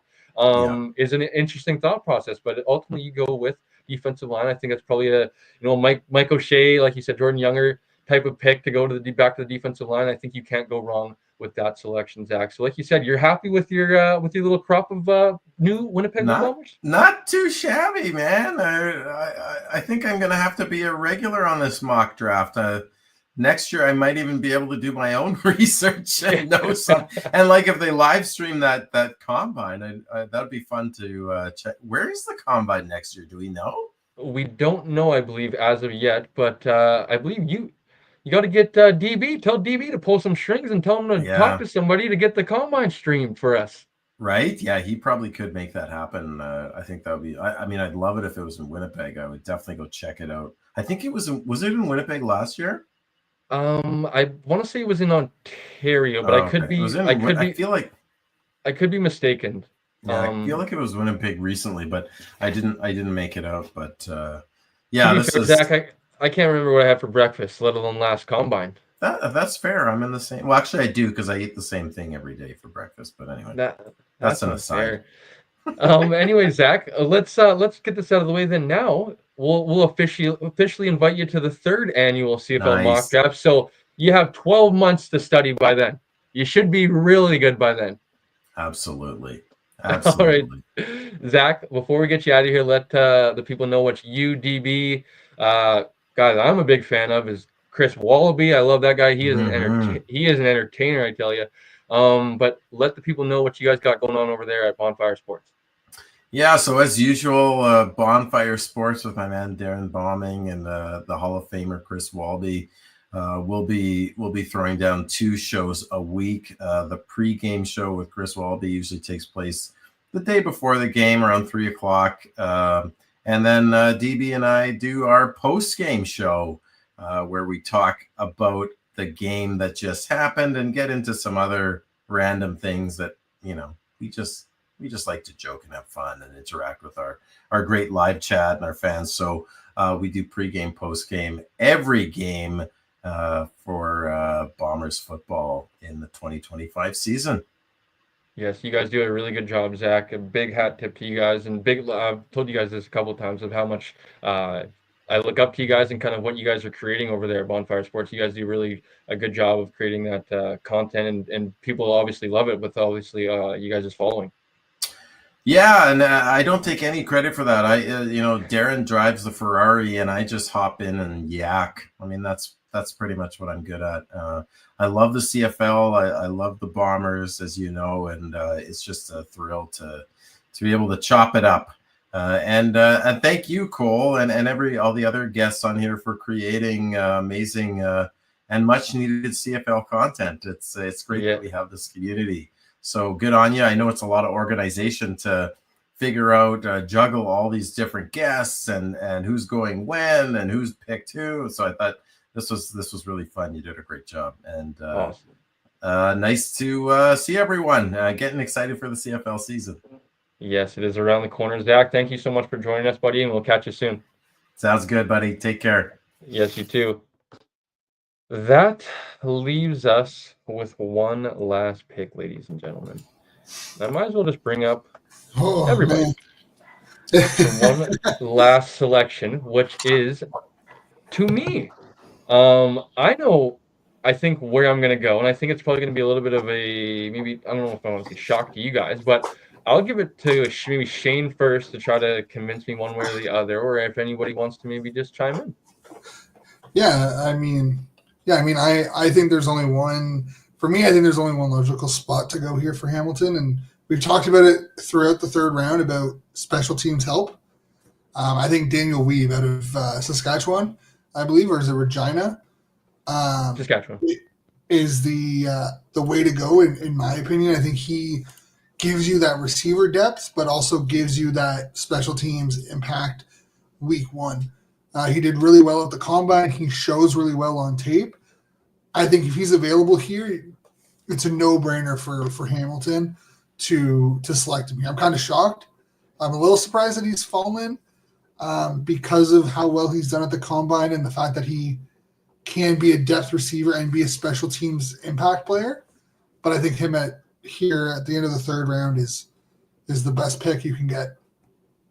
Cliffy, before I go, or Blake, would you like to maybe chime in? Is there any prospects that are kind of sitting there, Cliffy, that you like right now? If I had one more pick, like let's say this went to 4 rounds, or if Montreal managed to land another pick in the third round, the guy I'd be looking at, as I said, one of these off the board kind of selections, Chase Tatterin out of the University of Alberta. I watched this film the other day and I was blown away. I mean, this guy is an absolute disruptor. And I think if you're talking about special teams help, I think this is someone that can be, he's got the speed, he's got the awareness, the way he sees the field is phenomenal, to tell you the truth. I mean, I think this is one of those guys that, again, not like like Jalen Smith, who I picked earlier, as far as, like the overall package. Like, this is a young man, I think, that, again, is going to make a lot of noise, and you're going to be like, how did we miss this guy? I think he's going to be that's the kind of pick that I would be wanting Danny Machocha to make for the Alouettes, or I think any general manager should be making for their team. I mean, he's sneaky good, and that's what you want, those kind of players on your team. You want those kind of players that can contribute right away, and I think he'd be able to do that, especially on special teams. So, I mean, as far as I'm concerned, I think that's one of those picks that if I had a chance, I would make that pick 100%. All right, Blake, should we try to let's just give a bad pick to the Ticats, right? We're BC guys. Yeah, I'm cool with No. Don't do that. I'm going Cole McGarvey, Vancouver Island Raiders quarterback. No, just kidding. So I have 4 guys that I've kind of been watching and hoping that they're going to fall, and all 4 of them have. Starting with running back Joey Soren out of University of Windsor. I think running back, they took a swing with Matthew Peterson last year. Talking about special teams, Shane, I think there could be a possibility for him to get on the roster that way. Was a pretty productive back at Windsor last year, and I know played a little bit of special teams role as well. Gavin Cokes, I know I mentioned him earlier, University of British Columbia offensive lineman. He's been very quiet, but he attended the pro day he went, was a part of the UBC pro day, and unfortunately couldn't participate due to I believe he broke his leg, if I'm not mistaken, which definitely is going to lower him down draft boards, and it's probably why he's not talked about a lot. But I know people have been around him and having a chance to be able to see UBC play quite a bit.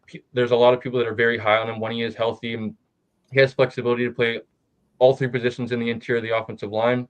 And like I said, kind of about Arvin Asani, with just getting the coaching and kind of being able to be as close to pro ready, if maybe that's what you want to call it, with the coaching from Dan Orazio, and even just the kind of the standard that Blake Neal sets with that offensive line. Kind of thought about going there because they have the hole at center, obviously.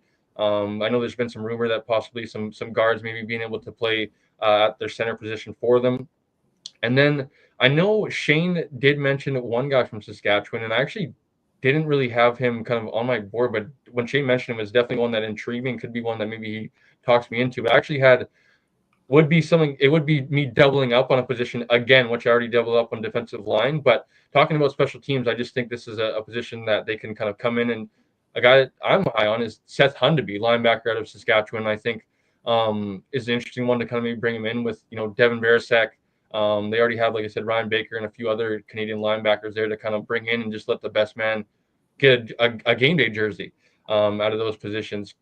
I was told by a few guys when I was told, or when I told them that I was picking for Hamilton, that I was to address the front seven of Hamilton, and that was a good thing. So, kind of my thinking behind Seth Hundeby, especially he had a great combine. He's a guy that's abnormal for.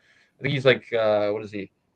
6'2", 250 pounds, and he flies around for being 250 pounds. We're starting to see linebackers starting to get a little bit lighter, even in the NFL, where they're kind of coming in under 240, kind of around that 225, 230 range. So, personally, though, when Shane did say Daniel Weave, that is an interesting one to me because I'm a big fan of him. I just don't really kind of know his range of like.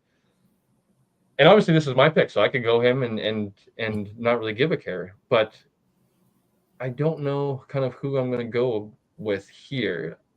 I'm thinking between the two Saskatchewan guys personally, if I'm just being honest. And let me just actually bring up quickly. Put a thought into his brain, now he can't get it out. Yeah, I'm gonna double up on linebacker. I'm gonna go Seth Hundeby out of University of Saskatchewan. We're looking at their roster here. We're looking at Canadians at linebacker. They have Ryan Baker right now, Nick Cross, Mitchell Townsend, a few other guys here, but I don't think there's anyone, like I said, that's stopping you from taking the linebacker. And I think Devin Barasek's kind of a similar guy to Seth Hundeby that I don't think they're going to maybe contribute on the defense right away, but being able to get a game jersey, I think, is super important with a third-round pick. And Daniel Weave, I don't know if there's a spot to him because there's already two Canadians that are going to be dressing, that are going to be in the starting lineup, and then you look at how many are going to dress on game day between maybe 6 and 7. Is there a roster spot there for him? I don't know. And then offensive line. Like I said, I thought about Gavin Coates here because of the offensive line. Just being able to pencil in an offensive line at any point in the draft.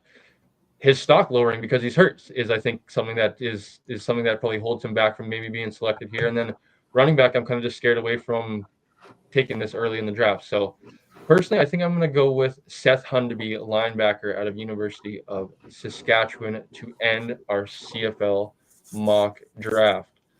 Shane, I'm going to throw it back to you, dude. Maybe not one of your picks, but who was a pick that maybe like we're like, damn, I wish that he would have fell to me. I mean, Eric Cumberbatch at 24 by Edmonton. I had a real debate with myself on if I wanted him, like reach for him in the second round. Like, this is the problem with Ottawa without having that third round pick. You're not picking till the fourth round. That's a huge gap of talent between an early first to an early fourth is massive. But I think watching him in Ottawa, he's sneaky. Like Cliffy said, he is sneaky good. He's someone who can.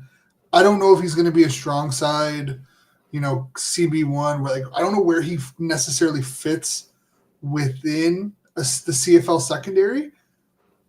But at most, you're getting a reliable safety number 2, an excellent special teamer who can spot gap any of four of the secondary positions with a high-end ceiling. So him going at 24 to Edmonton, I think, is a steal. He'll learn from Ford. That's a great secondary. That's my big one. I'm shocked that he fell that far.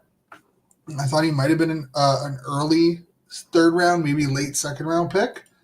And then obviously I love Cliffy's pick of Senecal at 23. I was super excited in the background.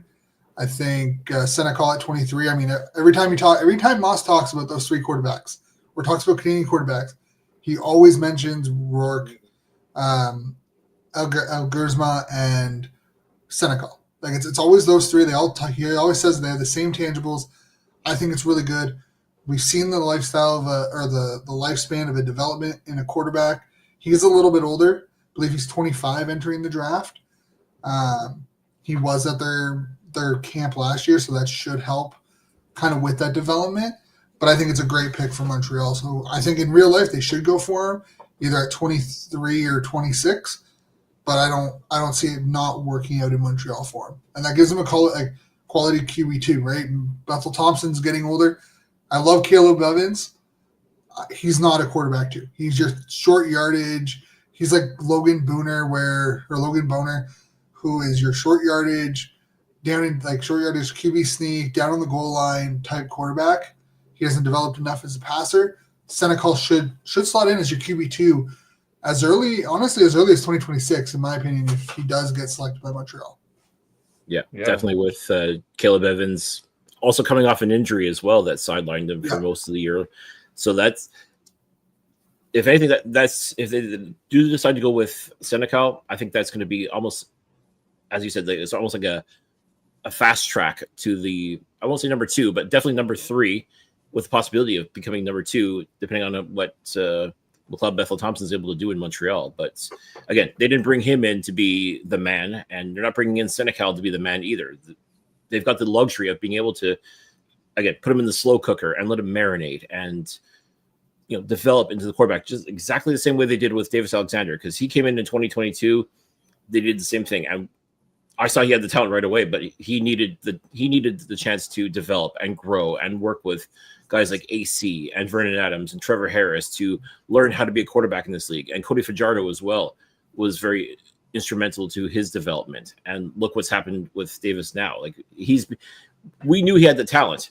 It was just a matter of the opportunity and the timing. And I think that's going to be the same thing with Senecal as well if Montreal does go with him. I mean, if they go with Desjardins as well, not a bad pick either. I mean, you almost can't lose when it comes to the Quebec quarterbacks in this draft right now. Is absolutely incredible. I mean, there's a lot to be excited about here, especially the quarterback position. I mean, who would have thought this maybe even like 10 years ago even? Yeah, and I mean, it's why I took like Elgersma at 12 is because you have that development period no matter who you pick, right? It doesn't matter if you even bring in an American. You look at Drew Brown. Drew Brown spent 3 years behind Caleros. He started as QB3 and then became QB2, and now he's a starter in Ottawa. You look at any quarterback who has been a starter in the year, they're usually starting maybe, unless you're like a Bo Levi, you're most likely getting a year 4 starter. That is kind of where they'll become your starter. And it doesn't matter if it's American or Canadian, you have 3 years to develop them, which is why like this is a huge year for Trey Ford in Edmonton, because this is where he should be taking that leap into being a starter, is in year 4. So I think for Montreal, Ottawa, and Winnipeg, whoever takes Curtis Work, you may not see him for 2-3 years. Probably wasn't going to start for 2-3 years. Like Nathan Rourke starting year 1 because Riley got hurt. Okay. Then Riley retired and he was forced to start year 2, but that's kind of an anomaly. That's not the rule. That's kind of the exception, and you can't base your decisions on one player. Yeah, for sure. Blake, buddy, looking at your little haul that we took home, I'm okay with that. So, you happy with the little haul you're able to pick, especially with only having 2 picks? Yeah, no, it's not bad. I as I said, I was a little realistically, I was more disappointed that Husseini went before my second pick. But I will give a shout out to our friend James, who tunes in quite regularly, because I didn't even have Nate Postman like on my board until he mentioned early in the draft. And then I was looking up the stats and I was like, man, this is a guy that the Lions should, in real life, maybe take a swing at. So, of course, I did with the 11th pick. And then someone else that was already mentioned earlier tonight, and John Hodge, had Ethan Vibert going as that 19th pick as well. So I took Vibert with the 19th pick. And for only having 2 picks in 3 rounds, and, of course, we know why that first pick, and of course the pick that Calgary originally gave us for the Vernon Adams trade was taken away, and then not having the third round pick, as Cliffy mentioned, because of the Joshua Entry trade. But it wasn't a bad haul for only having 2 picks in the first 3 rounds. I agree. Cliffy, what was, maybe I asked Shane, well, what was one of your picks that you were like, darn, I wish I could have had that one?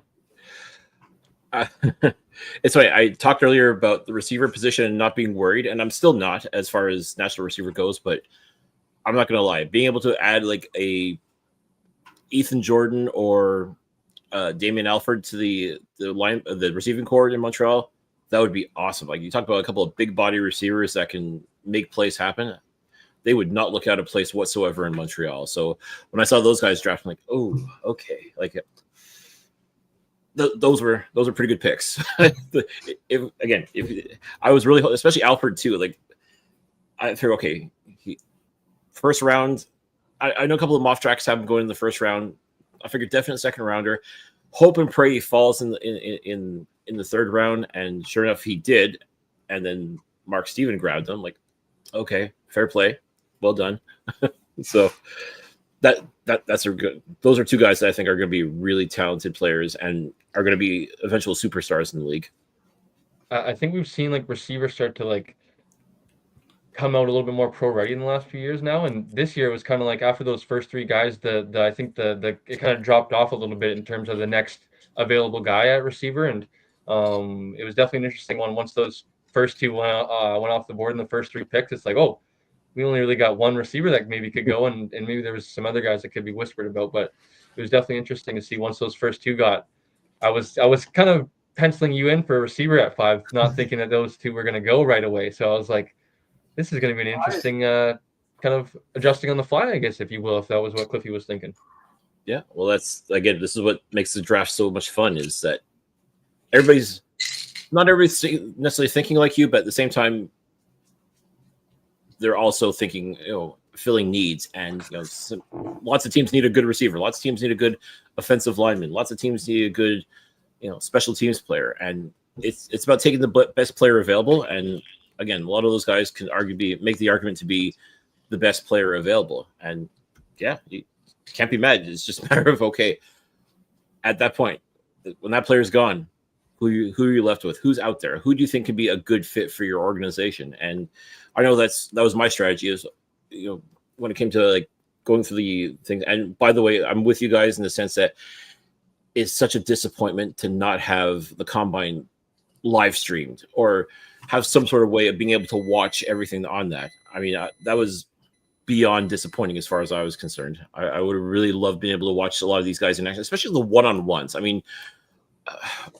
the bench press and things like that. I mean, okay, if it's on, I'll watch it. But the one-on-ones is really where I want to see where these battles are going to be won and lost. And not being able to see that definitely made this a little bit tougher compared to previous years where you could watch the combine. But I guess it just makes us better as far as trying to prognosticate and trying to at least try to predict which direction our respective teams are going to go. Yeah, I mean, I agree well with, said about the combine. I agree with Cliffy. It's one of the reasons why I kind of stayed away from offensive line, because like there wasn't a lot of tape on some of these guys, and not having that one-on-one time via the combine makes it really hard to kind of see where they're at, where their footwork's at, where their hands are at, where like their overall body of work is at. With Tiger being added to the draft, I mean, he should be number 1. I think Eric Anderson will slot in somewhere as that number 2, number 3 guy off the board. But I agree, like not having that combine, not being able to watch those one-on-ones made it really hard to kind of evaluate some of these trenches positions, because you can't see what they're doing against their peers. Because say what you want, like game film is game film. It'll tell you what you need to know, but you also don't know what's being called. You don't know what their responsibility, what their role is every snap. You don't know if like, hey, are they on contain on this play, or are they supposed to be hitting the B gap or the C gap? Are they supposed to be, stretching out on a certain zone blocking scheme? Like, you don't have that insight, so you can dissect whatever you want from the film, but it doesn't tell you everything. So knowing the one-on-ones where it's just straight up like run blocking and pass pass rush run. There's no real assignments. Gives you a real idea of how these players can work. But man, Mark in Calgary kind of got away with a steal. Like, I think he wins the draft pretty easily, right? You get Keelan Wade at number 1, Connor Shea at number 8. Like, that alone is a steal. Then you get Husseini at 17 and Alfred at 20. Like, I don't think you could ask for a better draft as a Stampeder than what Mark was able to pull off. Yeah, we talked about like hindsight before and being like, well, obviously I'll give up those picks for Rourke and Betts, but like looking back, if they're able to do that, like you said, in Connor Shea and Keelan White, consensus probably top 3 prospects in those two. A lot of mocks having them go in the top 3 picks, and that's the fun thing about ours is, you know, it didn't happen because of, you know, maybe a GM certain thinks this way or whatnot, but Mark definitely walks away with a nice haul with Arvin Husani out of UBC, a guy that I really like, and then the 2 guys in the first round. And I liked what Mark did for sure, having those extra ammo to go and get them. Cliffy, appreciate you so much, buddy. And we will definitely hit you back up a little closer to the season to have you come back on. Oh, looking forward to it, man. I'm not that hard to find, as you know. Yes. Enjoy the rest of your offseason, Cliffy. Thanks again for having me. Appreciate it. Of course. Later, Cliffy. All right, boys. That leaves us with 3 before we close out of here. Shane, a little conversation for you and I, buddy. When are we going to plan for our CFF times 13th man mock draft 2.0? We're going to kind of do that next week, I guess. I think we're supposed to do it right before the draft, kind of our last little, you know, draft's on the 29th. So I figured we'd do it right before then. So kind of a nice little draft primer, hopefully. Sounds good. If you guys missed our first one, you guys can head over to our Instagram as well as our Twitter and find them over there. It actually did really well, the first one, and I want to go check quickly and just get the right numbers. It was a good one. It was actually closing in on 800 likes on Instagram, 788, and then insights here, about 25K views actually on Instagram. So it did really well. And I think people really enjoyed that. And I could actually tell by our Instagram chat tonight. We actually had shout out to, I saw, Keelan White was in the chat. I saw Nate Beauchemin, I believe, was in the chat. I saw Alex Berwick was in the chat. Delani Robinson just commented when he got selected there. So it's cool seeing these guys. And this is kind of why we wanted to do this, right? Of like get these guys' attention, because we just talked about the combine not being streamed and stuff like that. They're like coming into the CFL draft so much quieter compared to like the NFL draft, where everything is such made up to be this big production, which it is. But like the CFL, man, just lacks in that, and I feel like doesn't see the value of kind of content. And like the reason they have CFL Plus is to stream stuff like that, to literally set up a camera. It doesn't have to be anything crazy. I heard people talk about like, oh my God, it has to be a commentator and they need multiple different camera angles. No, yes, that would be ideal. Yes, absolutely. We'd prefer to have multiple camera angles and replay and guys commentating. I will be fine with one camera on the field and it just rotating. That's all. That's all we're asking for.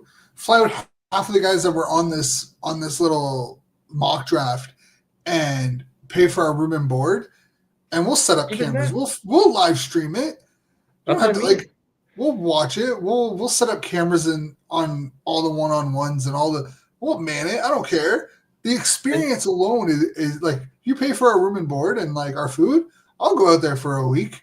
I'll take a vacation in March and head out to wherever to help film and produce the combine. I don't care. Like, that would be great. That'd be so much fun. And like, CFL fans deserve it. Like, you want to act like a big league. This is the NFL Network is streaming pro days from like 3rd level Div 1 schools. Like, put some care into the combine. Give us a reason to care about these players. Especially if like the want is there, like the thirst for that type of content is there.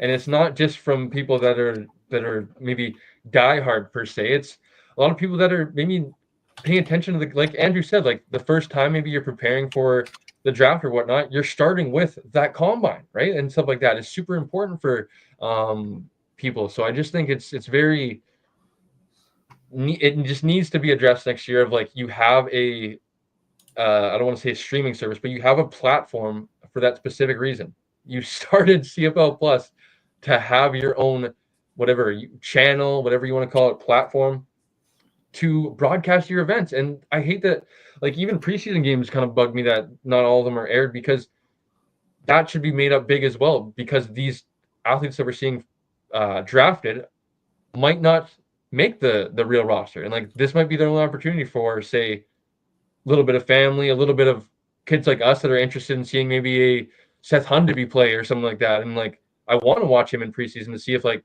does he actually belong? Does his athletic testing translate, or is he like maybe a guy that just tested really well? He's a really big athlete. And that's not a slight at Seth at all, but like, I want to be able to see these things instead of just guessing or reading an article that I can't really digest fully or like get a full comprehension of. So I would love for the CFL, and if they're listening, if anybody's listening with any poll, we do not need a high level of production. We need any sort of coverage. And that's not a slight at the people that were there. TSN did a pretty good job of putting out clips every day, and they having their little panel, which is crazy that they have a panel there and they couldn't have just filmed it. Like, the panel is there. Especially Marshall Ferguson is not going to say no. Ask Marshall Ferguson to literally commentate. He's not going to say no. No, I don't get it. I'm not sure, but I think next week or the next couple of weeks, maybe right after Easter, we'll get together and have our own mock draft.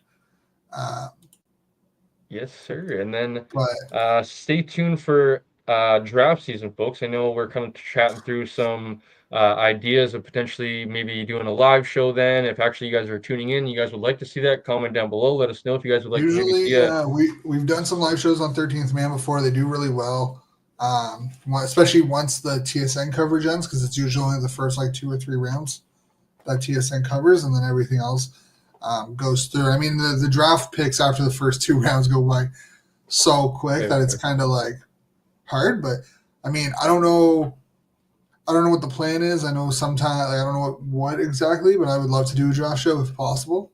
That stuff's so much fun. All right, well, let's do it then. We'll lock it in. We'll do a draft show. We'll make sure you guys are following on Twitter, on Instagram, both 13th Man Sports and Canadian Football Fanatics. We'll give you guys the details in a few weeks of officially maybe setting in stone of what's going to happen come draft day, and looking forward to it, guys. As we've said a few times, as soon as the draft's over, it's like rookie minicamp is around the corner, and then training camp's here, and it's like it's a free for all, baby. It's CFL season is around the corner. I'm super excited and looking forward to it. Yeah, I mean, I won't be able to do any of the Red Black stuff. They're practicing out in Kingston for the first like 2.5 weeks, so I won't be able to make that trek. It's just not feasible for me. So unfortunately, my plan to be at camp and be more active in camp this year is not happening because I'm not going up to Kingston. But are we going to drop the news about the new show? That's the new weekly show. Have we already dropped that? I can't remember. Well, we did a little bit, but let's maybe save it because I have something I'm going to run by you guys a little later that might be something I'm thinking of. But anyways, folks, you guys know where to find us. Shane, let the people know one last time where they can find you guys and all your work at 13th Man Sports. Actually, shout out to you, buddy. You've been doing, actually, I shouldn't say you guys, it's all you. You've been doing a ton of good stuff. I know you just you released the Montreal Alouettes jersey concept, and I really liked your next generation graphics and stuff like that. Shane's actually going to put together the graphics for the show tonight, the mock graphics, for tonight. It's already done. It's already done, It's already done. We probably get them out tonight if you guys want. I'll send them over. Okay, so like I said, Shane's been doing a ton of good stuff. All the results and everything? Yeah, I was doing it between every. It's one of the reasons why I was writing in the private chat. Part of it was so people knew who was getting picked. Also, it was for me to make sure I had all the orders right. Nice. So, but yeah, I mean, follow myself. You can follow me on Twitter or X, whatever you want to call it nowadays, at 13th Man Football, as well as Shane _ 13th Man. As well as on Instagram. Again, we're posting more stuff. We just posted the Montreal concept featuring the retro 1965 to 1973 color Christmas, or as it's now nicknamed, the Christmas colors or the Christmas jersey colorways. It's one of my favorites. I'm not gonna lie. When New Jersey did it, it was really nice. Montreal's done it. I would love for them to go back to it in some sort of retro way. Going to be releasing kind of those types of concepts going forward, as well as hopefully ramping up. The last month and a half have been kind of hectic outside of here. So hopefully now things have calmed down. I can get back into doing at least a bi-weekly episode, hopefully a weekly once the season gets up and running. Be able, and again, I'm hoping, trying to figure out all the details because Madden and college football are a headache and a half. Trying to work out trying to figure out how it best work out to do a weekly show or like a weekly sim game. Madden looks better, but Madden doesn't allow just play a game, but it also doesn't allow like custom. Very annoying because college football does and Madden does. Very annoying. So I'm trying to work out the details, but I'm hoping to have that set up for the first preseason game. And yeah, I mean, hopefully it's going to be daily content both around the league and the CFL and Red Blacks. Kind of have a Red Blacks pregame and then CFL related content as well. And then obviously heading into the fall, hopefully more youth sports stuff. And maybe some Awesome, buddy. You guys, like I said, you've been doing a ton of good stuff. Send me over the mock draft. We'll see if we can post tonight. If not, we'll post it tomorrow for sure. I'll send you a collab. Shane, we'll talk to you soon, bud.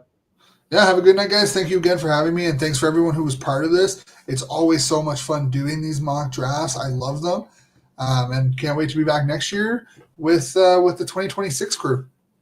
The third Sounds annual. Good. Thanks, Shane. Have a good night, guys. Later, You too, Shane. buddy. And then there were two, buddy. I guess we somewhat started the more so you, but together we somewhat, I'll say, built the channel into what it is. Yeah, and buddy. I guess we're the last two left. I couldn't have done without you. Like I always say, man. I apologize to everybody that was in the chat. I was juggling too many things. I'll just be honest. But I see Bruce. Bruce, we miss you, buddy. Wish you could have made it. I know you're busy though. I know Bruce represented last year Saskatchewan, but just I wanted to quickly say we appreciate everybody for tuning in tonight. We had, like I said, a lot of good chats, comments in the chat, and really wish we were able to get to them. And if anybody's still listening, answering some of these questions, this will be rewatchable. You can go to our Canadian Football Fanatics YouTube channel. Don't hit the videos tab. It's the little tabs kind of in the I'd say 3/4 up on the screen. It's like home, videos. I think it's shorts, and then live. Hit the live, and that'll bring you to all of our live videos. That's where that'll be. It won't be in our videos selection. So select the live tab, and that's where you can find our CFL mock draft from this year. Yeah, he says I missed all the first round. But yeah, there was a ton of good comments. But like I said, I got some good comments. So I was happy because, like, as you know, buddy, I'm not a Ticats fan, but I did do a little bit of research. I did reach out to a few Ticats fans about who or maybe some potential needs that they would like to be addressed, and some positions more so than kind of needs. And that's why I went with who I attacked: 2 defensive linemen, 2 linebackers. I got some pretty good comments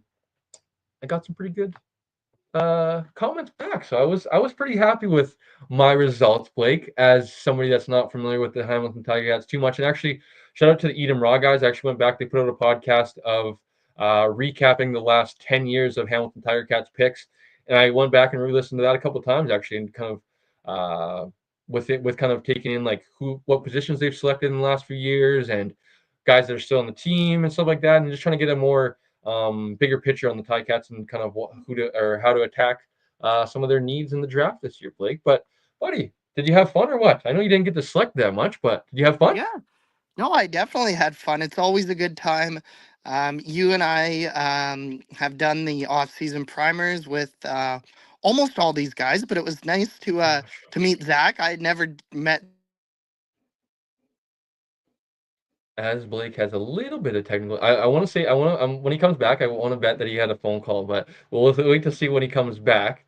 But he was talking about Zach, who actually I really enjoyed Zach's picks. I thought they were pretty good selections when talking about the Winnipeg Blue Bombers. You look at Jackson Finley, a guy I love and really want to fall to the BC Lions. I don't think that's going to be likely when you look at how far down the board they're picking. I just don't think it's going to be possible when you're selecting at number 11. So I love that pick by Zach personally. But Blake, you were just talking about how you got to meet Zach for the first time, and some of these guys are like you kind of know in the CFL family. Like I know that guy; he's on Bonfire Sports, and then I've seen him on Twitter. Maybe you follow him on Twitter; he follows you back, and you're able to kind of I don't even know if you guys are able to maybe even officially meet. But Zach, I saw left in the private chat. Nice to meet everybody.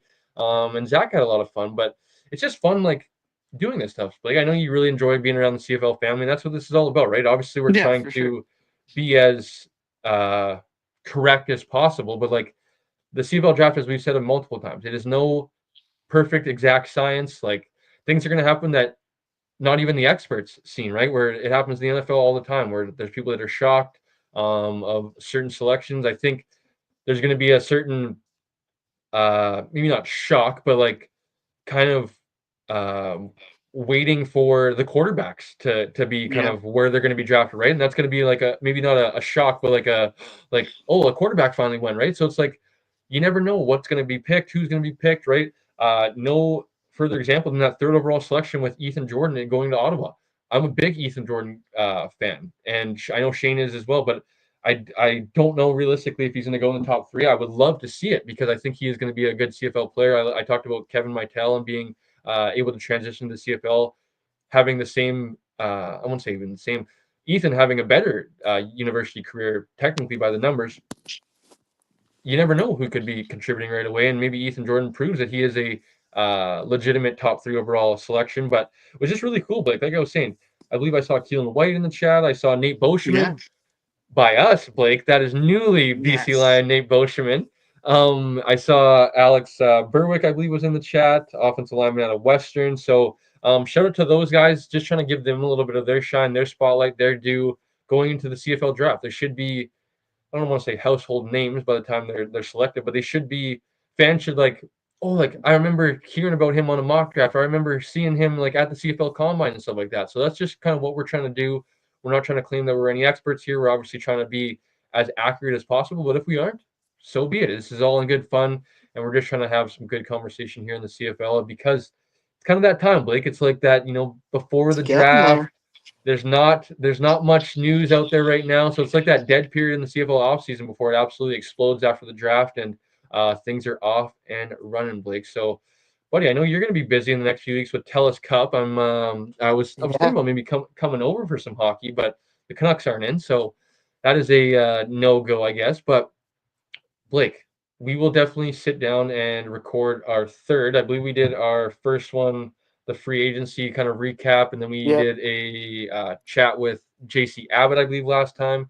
So we've had 2 conversations this offseason. I want to try to do 4 before probably like I want to say preseason. So we'll try to do another show.